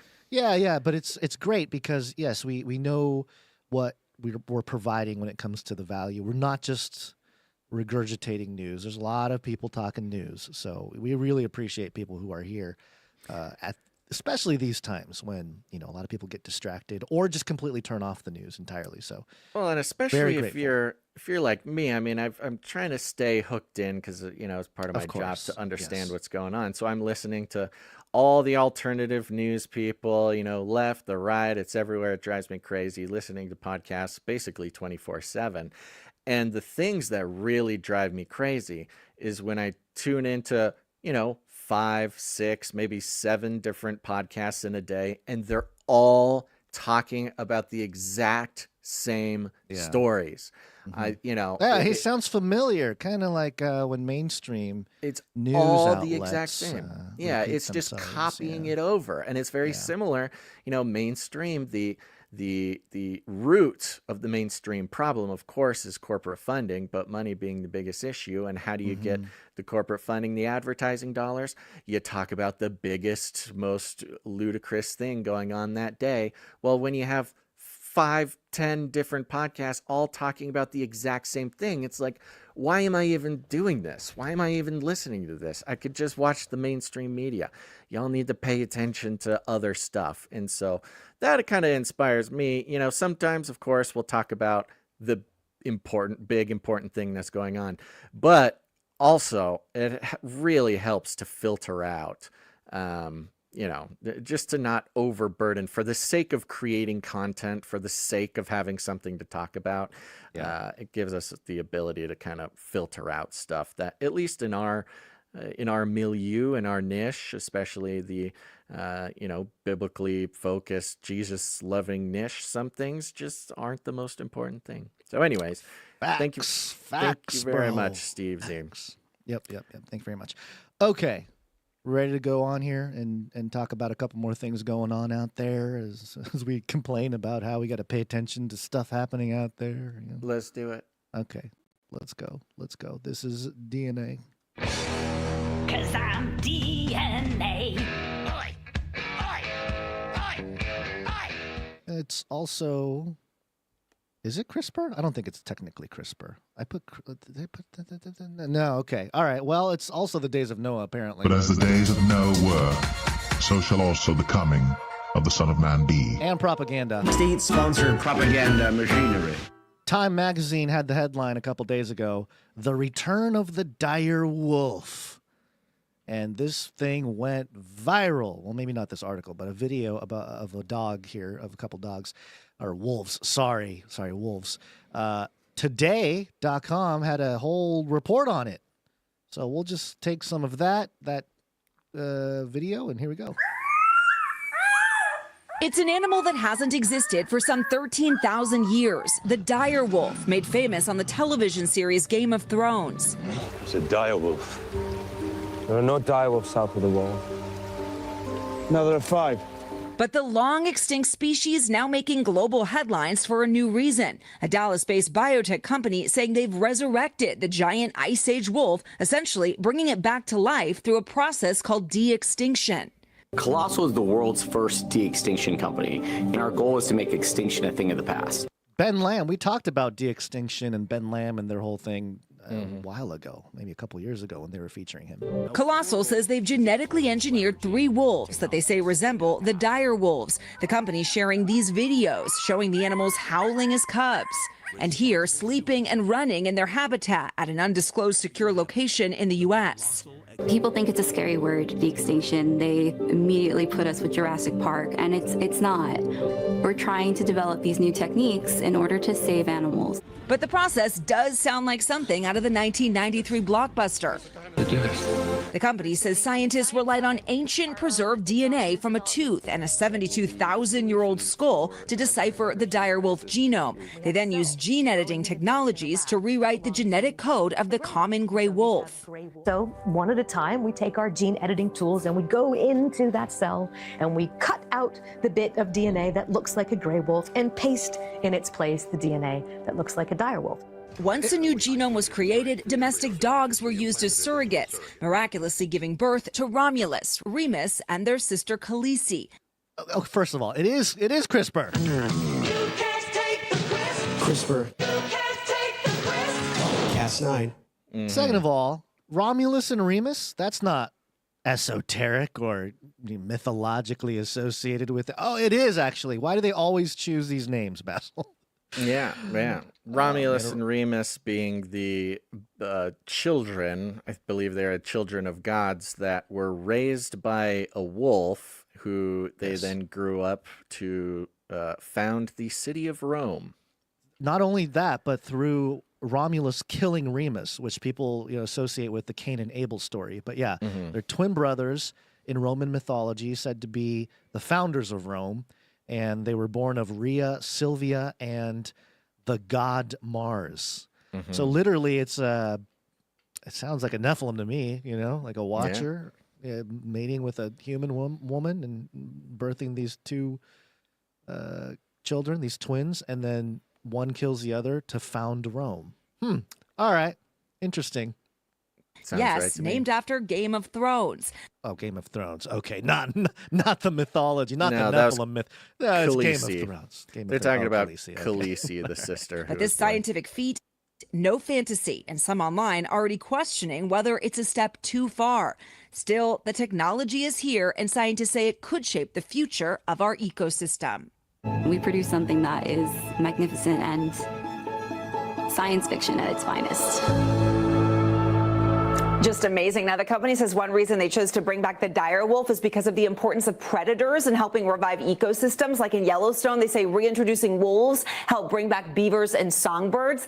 That said, the company has no plans to release any of these direwolves, which we haven't seen ourselves, by the way, back into the wild. They do, however, hope to breed more of them, and they are also working on other animals, including the woolly mammoth and the dodo, guys. Woo! Dodo you can have a woolly mammoth. Woolly mammoth is the common conversation with this whole Resurrecting thing. Not everyone's convinced though, Basil. There's a lot of chatter online, and this is why I waited. I saw the last episode. It was while we were live, or right before we went live. We were tagged with, the video of the Romulus and Remus howling there, the baby wolves. But I wanted to wait because I was like, okay, this is circulating. I see it on the cover of Time. Let's wait a second here. Let's see what's going on. And sure enough, a whole bunch of people started to talk about it. This is Heather E. Hain, who's a evolutionary biologist, seeker, and communicator of truths for the Dark Horse podcast. Yeah, isn't that that's the wife of Brett Weinstein? Yes, Brett's wife. She said, "This is not a dire wolf." Retweeting or quote tweeting or quote posting the Time cover there with the dire wolf on the cover of Time magazine. Editing a few handful of ancient genes into a modern wolf gene does not a dire wolf make. Just being very poetic there. But there you go. I mean, they said it in the video that they just got some old genes and they put it in there with CRISPR. Yeah, I mean, that's how all this is happening. I mean, just for a little bit of culture, Heather Hying and Brett, what's his face? Dire wolves are kind of like a theme in their merch.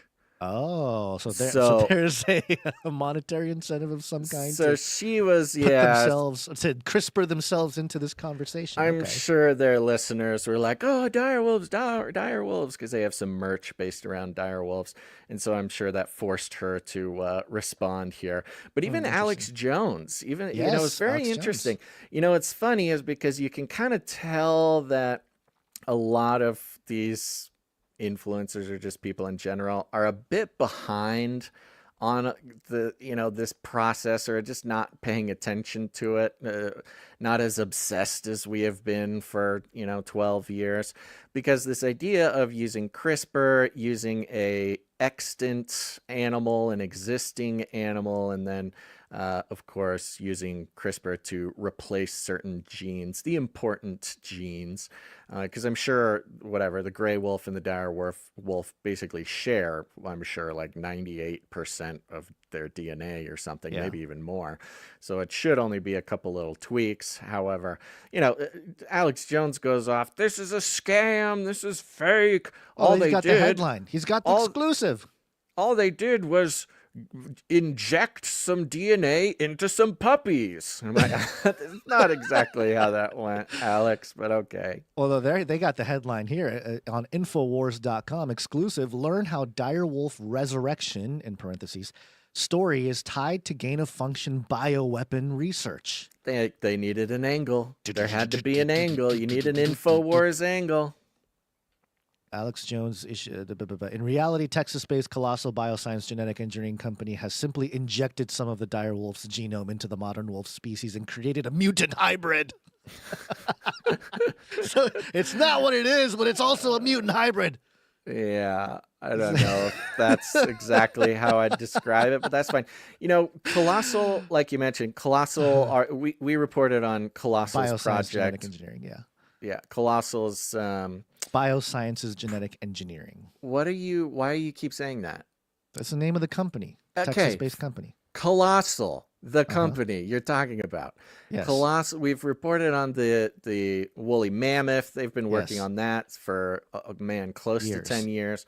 They were also the ones who did the Australian tiger dog or something. I forget what it's called. They had another event during COVID. This was like 2021, 2022 that made a big splash. And Alex Jones is being kind of down on this, but this is just how it is. The mammoth that they're trying to revive or whatever is kind of the same thing. They got some mammoth DNA, but they need the basis of a regular, what are they called? Not alpacas. What's the technical name for an elephant? I forget. But anyways, that's just sort of how it works. And, for those who are Jurassic Park literate, they took amphibious DNA from frogs, which is not a great match. But that's what they mixed with the dinosaur DNA, and that's what made the dinosaurs be able to switch genders, because they were just making females because they didn't want the dinosaurs to breed. But when there's no male frogs or no female frogs, the frogs can change sexes, and then they can breed, and now there's velociraptors taking over the city, Gons. Okay. I haven't seen that story, but great. My son loves velociraptors. Yeah, you got to catch up on the Jurassic Park lore, but that is how it happens. But how is it tied to bioweapons, Mr. Alex Jones? Let's see. Let's see. Should we play the clip? I guess we can play the clip. Amplify the signal says they identify as direwolves. That's the important. That's a good Very point. good. Very good. All right, so everybody's asking about this unextinct or de-extinct event by Colossus Biosciences out of Dallas, Texas, that has these dire wolves have been raised from the dead, from extinction from 13,000 years ago at an undisclosed location, protected by 13-foot fences. None of what he just said is what the actual... I don't know if I can necessarily tune in, Alex. It's 72,000 years, not 13,000 years. Get your fake dating right. Yeah, I don't know if we should. It's a 6-minute video. Does the article just not say like? No, it doesn't say. It just Anthony says, Fauci. Yeah, so they just invented a headline connecting it with bioweapons. They just said that they created a mutant hybrid. That's their big takeaway. Mutant. This is a No. Cute, Well, cute I wolf is a hear mutant that, hybrid. but I'm just saying. I wonder how he's connecting it with gain of function bioweapon research, or if that's It's just probably an Infowars just headline. Yeah, the fact that they used CRISPR is my guess, or something. Did they like not do a CRISPR. write-up? Did they not do? No, There's no I don't write-up see a underneath write-up. that. I just see them embed these Yeah, tweet they videos. just embedded the video. Well, why write something up if you can just record it on a Because video? I get it. It's SEO wars, man. This is it's an info war. You got to play the SEO game. Yeah, makes sense. That's why. All right. Well, great. You know, I guess the conversation continues because I don't know. It's one of those things where it doesn't surprise me at all, but the ethical debates are starting, right? And for the ethical debate to clearly take place, there needs to be a clear understanding of what's happening technologically or scientifically. And that's where I feel like there's a lot of gap. And that's where I feel like the technocrats can step in to help the masses understand, what's really going on here. Maybe, places like Today and Time Magazine and all these places are getting ahead of that conversation by just relating it to Game of Thrones and Jurassic Park and, doing that kind of thing, which used to be the stuff of the truth channels to show how, stuff going on in real life reflects the predictive programming of TV shows and movies.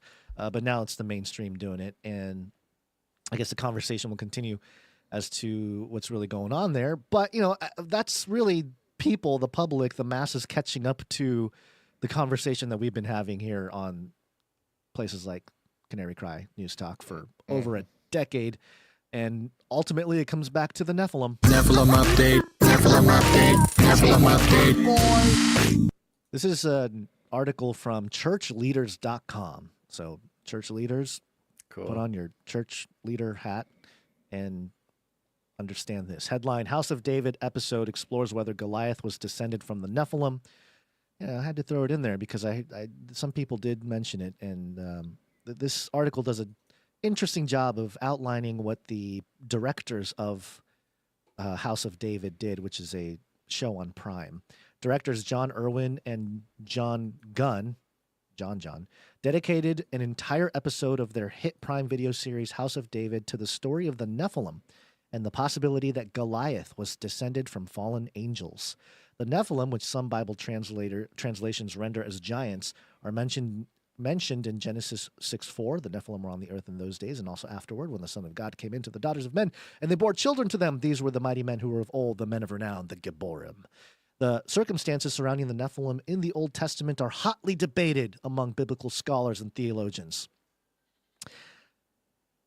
I feel like the debate is, I guess it is hotly debated in academia, but it feels like it's becoming Goliath less. was a Nephilim? No.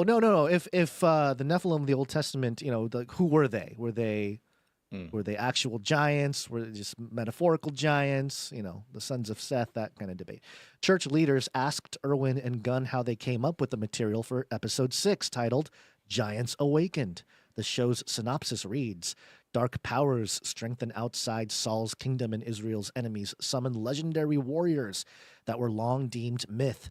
A relationship at court complicates the lives of the heroes severely, and Queen Ahinoam must take drastic action to help King Saul. Quote, we wanted to be careful to tell the story as a myth, Gunn said. Quote, because who knows the real answers to this stuff? But it was certainly one of the great opportunities of this season. We don't want to shy away from the giants being giants, end quote. Irwin chimed in, quote, what I love about the Nephilim and the mythology, and you're not the first person to ask about this, it's one of the reasons why we call the studio Wonder, the magic of everything you don't know, and the awe and wonder of the world being as big as it is, end quote. The reenchantment, Basil, the reenchantment. Quote, there's open-ended questions in the Bible, like the mythology or the history or the legend of the Nephilim, Irwin continued. Quote, and what I discovered was, when you really wrestle the story down to truth, to authenticity, you have to ask the question. Goliath, no matter how big he was, he taunted Israel for 40 days and struck terror into Israel. Why? He added, quote, here's what I found out. If you really study and you read like when Moses sent spies into the land 500 years before they came out and said, the land is amazing, but there's fortified cities there. There's giants, and the sons of Anak are there, end quote. Now, Irwin said, what they what they meant was not that there are giants. I guess demigods would be the right way to say it. There's descendants of fallen angels, end quote. These myths, quote, would have been the conversation around the campfire in that day, argued Irwin. This article continues, quote, so whether Goliath was a son of the Nephilim, that is what Israel would have attributed to him, Irwin said. Quote, therefore, that is the fear he would have struck in them. So we go with that in the episode. Gunn said, quote, you want to show him as big as the legends really made him be because that's how they perceived him. Quote, that's why when we tell the story in episode 6, we don't tell it as truth, but it's the legend that is being told that would be how he was perceived in that time and how the giants were perceived. Certainly it is defensible. It's in the Bible, and it would have been a part of the fear Goliath would have struck within the Israelites, Irwin concluded. So there you go. I like this because it gives a whole line of logic of why these guys chose to show the Nephilim in this sort of mythological light. But it is also maybe why the mainstreaming knowledge, the common knowledge of this stuff is out there now, to this degree. Guys like David J. Harris Jr. probably watched House of David, that episode, and then he got interested in the topic of the Nephilim, and now he can't stop talking about it. Now he gets asked about the cylindrical underground city found under Egypt, the Egyptian pyramids, and all he can talk about is the Nephilim. So that sort of thing.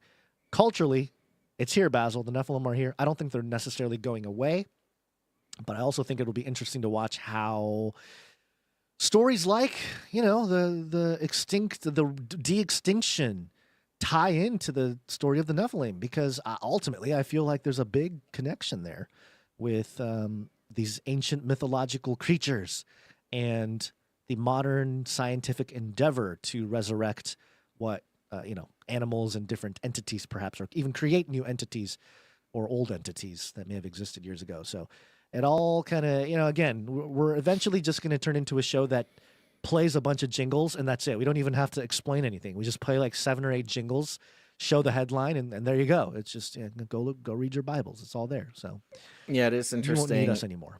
Because of course, for many years, the fringy Christian podcast talking about what exactly were the days of Noah. Well, it wasn't just people being mean to each other, but there's a lot of evidence that there was, chimerism. There was creating abominations from the pieces of creation, things like this, which is referring to, what some people have an issue with, dire wolves, or at least a warning about de-extinction, things like that, because it is mixing species.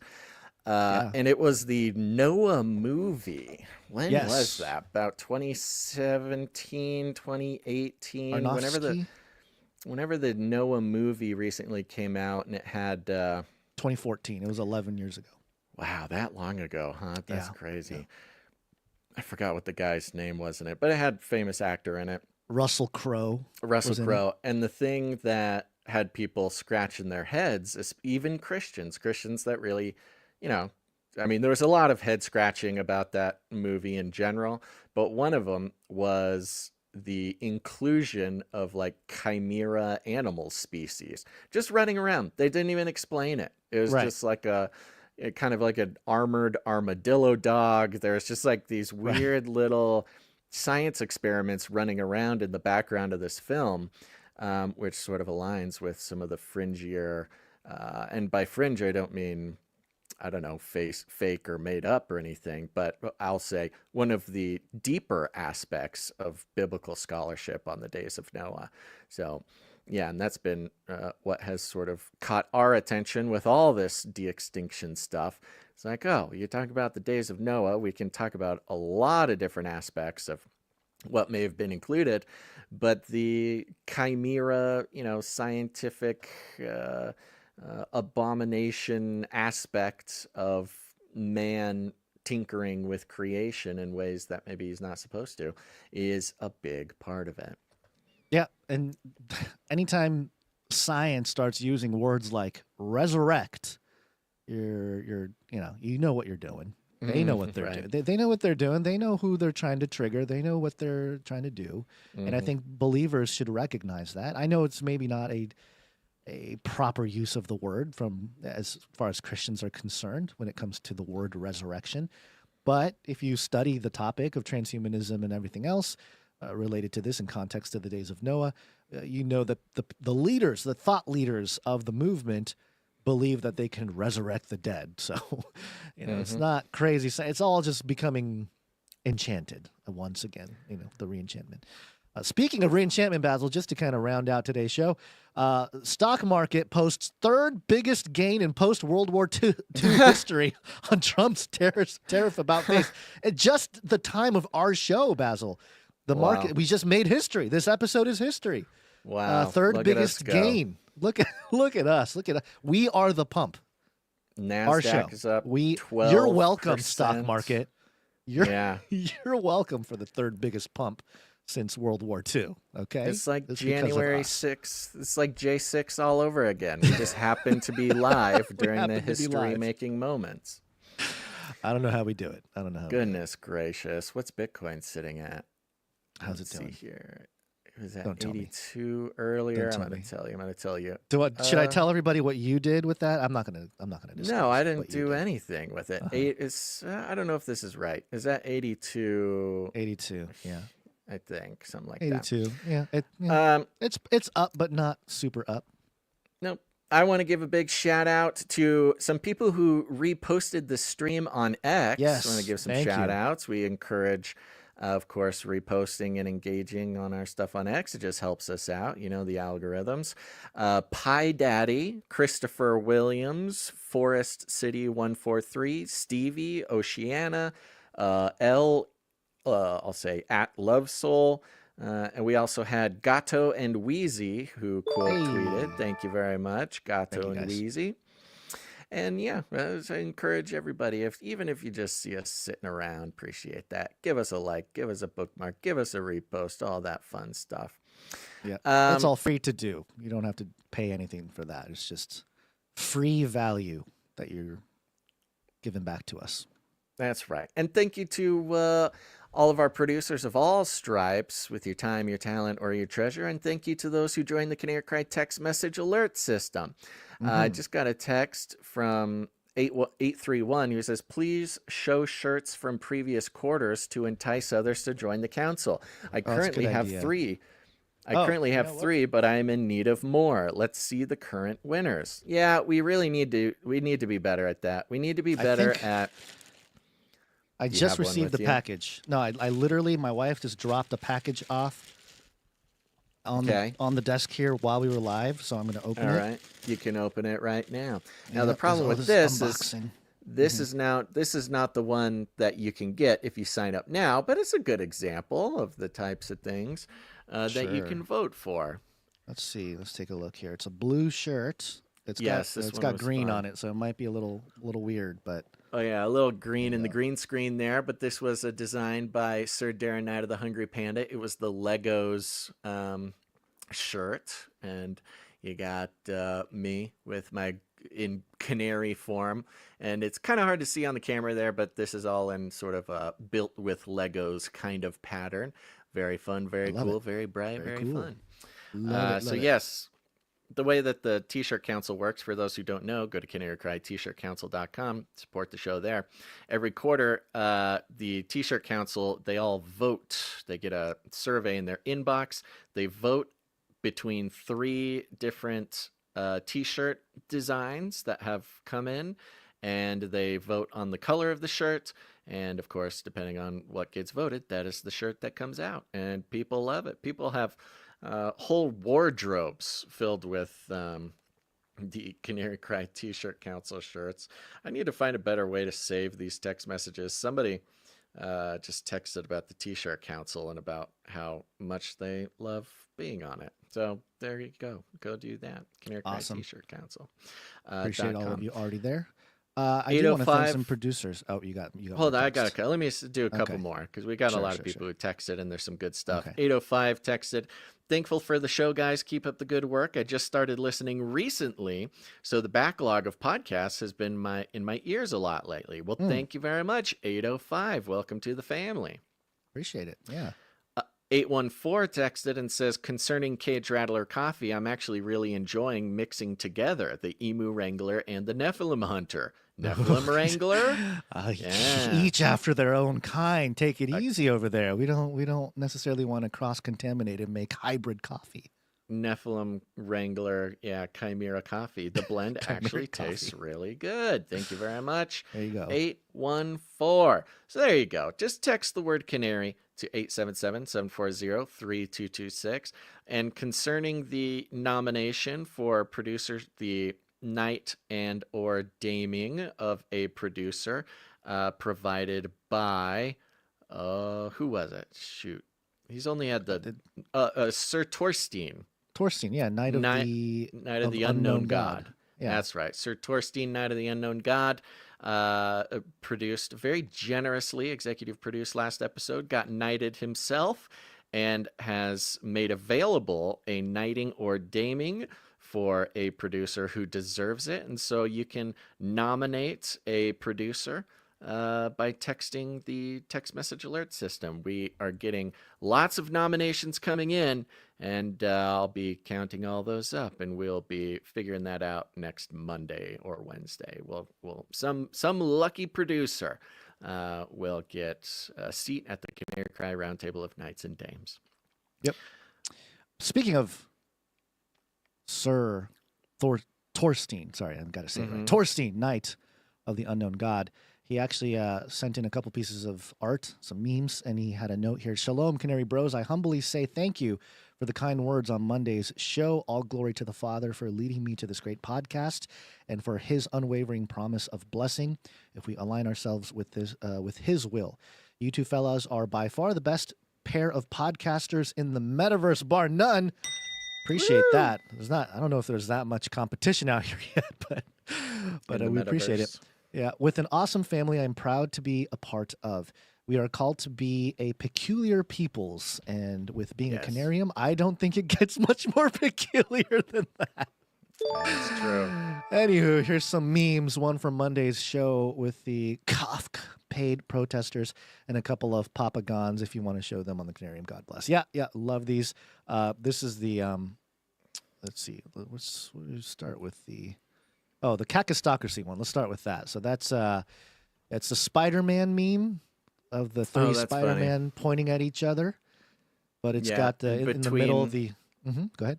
Between two of them, they're holding up the end of the Kakistocracy flag from yesterday, and a speech bubble coming from off screen that says, "Want to tell us what your sign means?"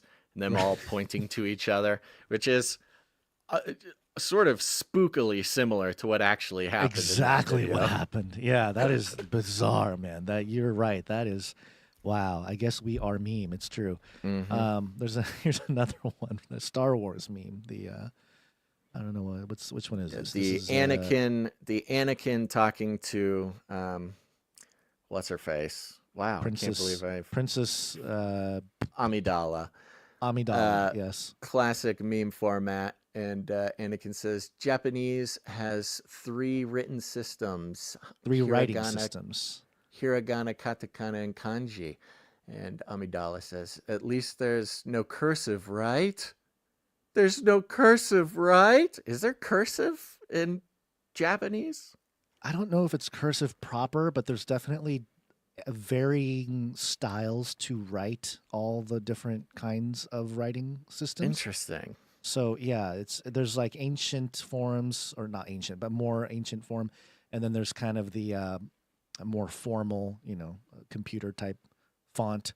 So it's I don't know if it's as distinct as handwriting versus cursive, but there's definitely depending on how you're taught to write some of these characters, you can there's a whimsical style, and then there's more of like the straightforward style. So okay, it's complicated, Basil. It's complex. The Japanese people, they're the well is deep there. There's lots of layers with all kinds of stuff going on. So sounds like it. There you go.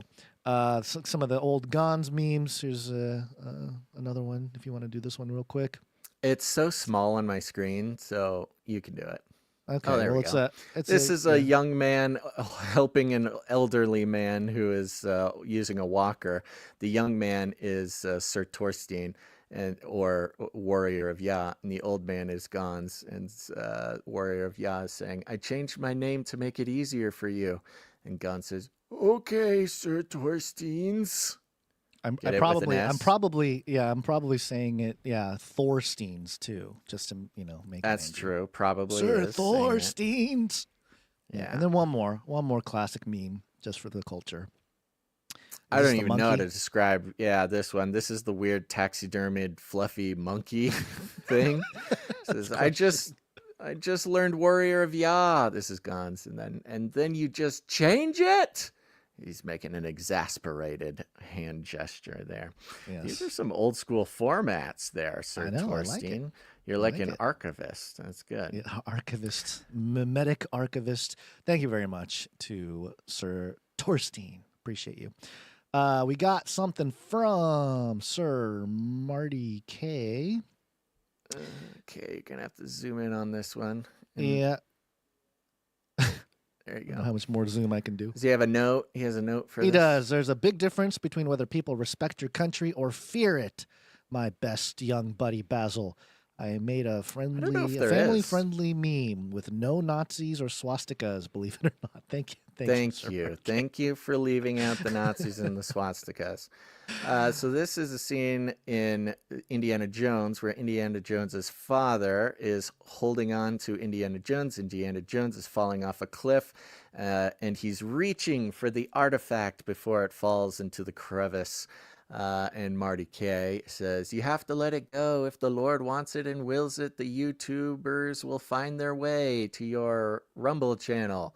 And Basil, Indiana Jones, reaching, says, "They will never find CCN2T if I loose the YouTube channel." Yeah, well, that's how it goes. I mean, I'm not sure if he's saying that he thinks the Lord wills us to put Nazis and swastikas on the show. Is that what he's saying? That it's the Lord's will we show swastikas on the show? I'm not sure. I get the sentiment, Sir Marty. Thank you. Thank you. Yeah, generally agreeable. When it gets down to bare bone detail specifics, I don't know if it applies. But not sure. Okay. I'm not sure if it's a 1-for-1, but yes, I get the sentiment.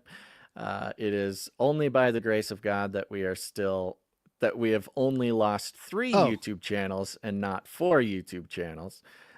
So I agree with you there. You know what? I'm sorry. You know the Star Wars meme that I just showed you? Uh-huh. That was actually from Dame Ianon. Ah, Dame Ianon. Yeah, that was Dame Ianon. Sorry about that.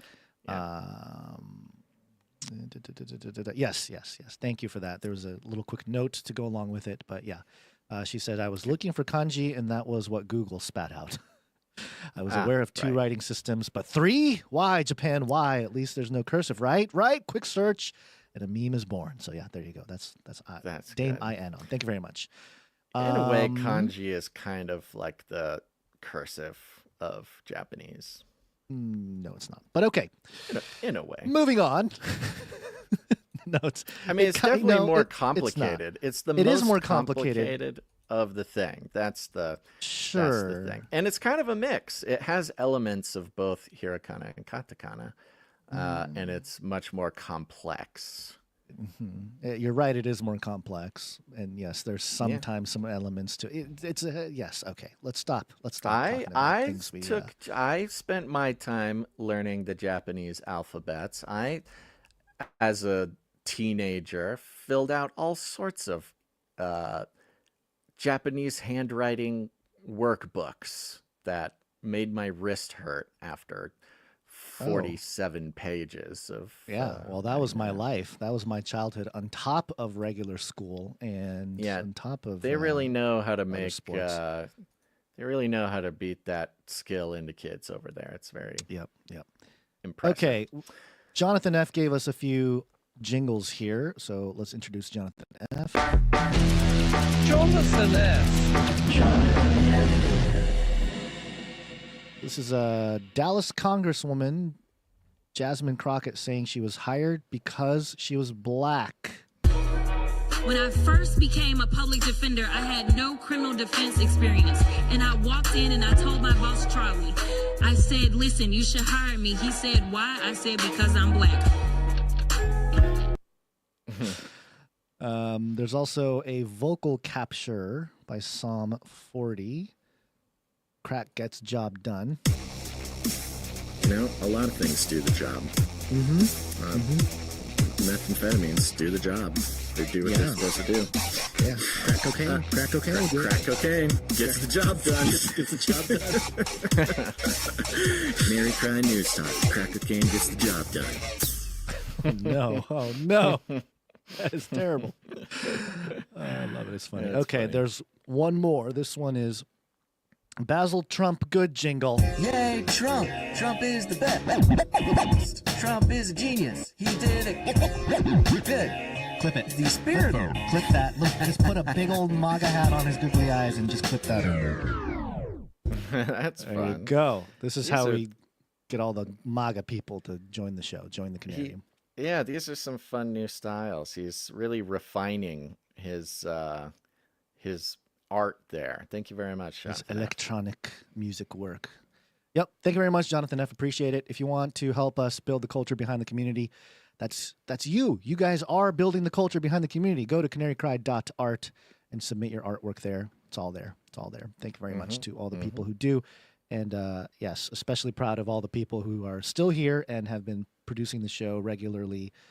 Even if it's not every episode, we appreciate it if you come in, once every few episodes, a couple times a month or whatever it may be. So thank you very much to all of you. Amen. That's right. And thank you to the producers who come in, help out with their time. You know the ones, like the Clippies.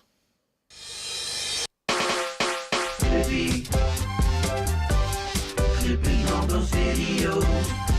Thanks. That's right. Anybody can be a Clippy. Go ahead, take any one of the episodes, take anything, clip it out, send it around, send it to us. Go follow us on our Instagram channel. I'm having some fun posting various clips and things over there. Just search Canary Cry News Talk on Instagram. Follow us there. And if anybody is clipping and dipping, go ahead and let us know. We'd love to post it. And of course, thank you to the timestampers. Timestamp. It's hard work. Timestamp. I am trying to pull up the person who did it, but it's not showing up on the document, Basil. I don't know why. Usually it's labeled off to the side because, the person who edited the document. But there's no name there. I don't know. A mysterious person who did the timestamps. Thank you. It's likely either Jay Bouncerson or Morgany. Yes. I guess there's a 50-50 shot there. Well, thank you both for doing them whenever you do it. And thanks for whoever did this one. Yep, appreciate it. If you're a Telegram person, go to canarycry.party on your web browser there, canarycry.party. You can see links to join the Telegram, join the Discord, join really anything. There's buttons for all sorts of stuff, canarycry.party. Thank you to Jam for adminning the Telegram channel. Thank you to Adam42 for adminning the Discord channel. Thank you to Joe for all your feedback. And thank you to Clank for all the clankerific things that you do for us. He helped us out the other day. Yes, actually, he helped a lot, some various things. So thank you for that. And thank you to everybody who takes a second and shares the show. But here's the thing. Don't share the show. This is a very special secret show. It's just for you. It's very exclusive. Don't just let anybody in here. This is not for them. This is for you. If it's for them, the Lord will lead them here, okay? So you keep this secret. Don't tell anybody. I mean, if you start telling people, they're going to be like, oh my gosh, you're so cool. You're so amazing. You're so good looking. How did you possibly find out about this show? And thank you for showing it to me. And that will make it hard to stay humble. You start sharing this show and people think that you're so connected and smart.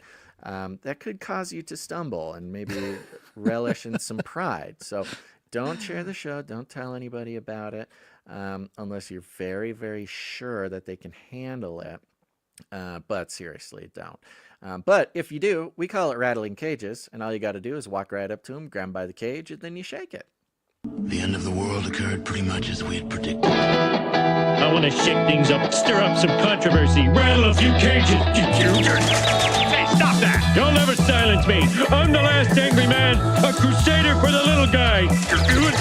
Leave the bird alone. Never. Rattle a few cages. few cages. The human race will have every opportunity to improve. And if they don't? Ask Noah. That's right. Just ask Noah. All right, Guns, any last words? Happy 100 days of 2025. We'll see you next week for News Talk. I have a Beyond the Verse scheduled for tomorrow. Jesus is the portal, Basil. Love it. Jesus Very good. is the portal. That's right. We'll be watching that new Beyond the Verse, Jesus is the Portal, on Canary Cry Clubhouse tomorrow. So come tune in live. Oh, it's a Clubhouse tomorrow. Okay. I'm sticking with Clubhouse for now. So come hang out, watch live, call into the show, chat with me. It's a good time. It's a good time. But other than that, thanks for tuning in, everybody, to this episode of Canary Cry News Talk. Please make sure to tune in next time. But until then, think outside the cage. This is the way. We're all gonna die. I'm keeping warm and safe in my people's zoo. We will hunt you down and make you pay. Feed him more.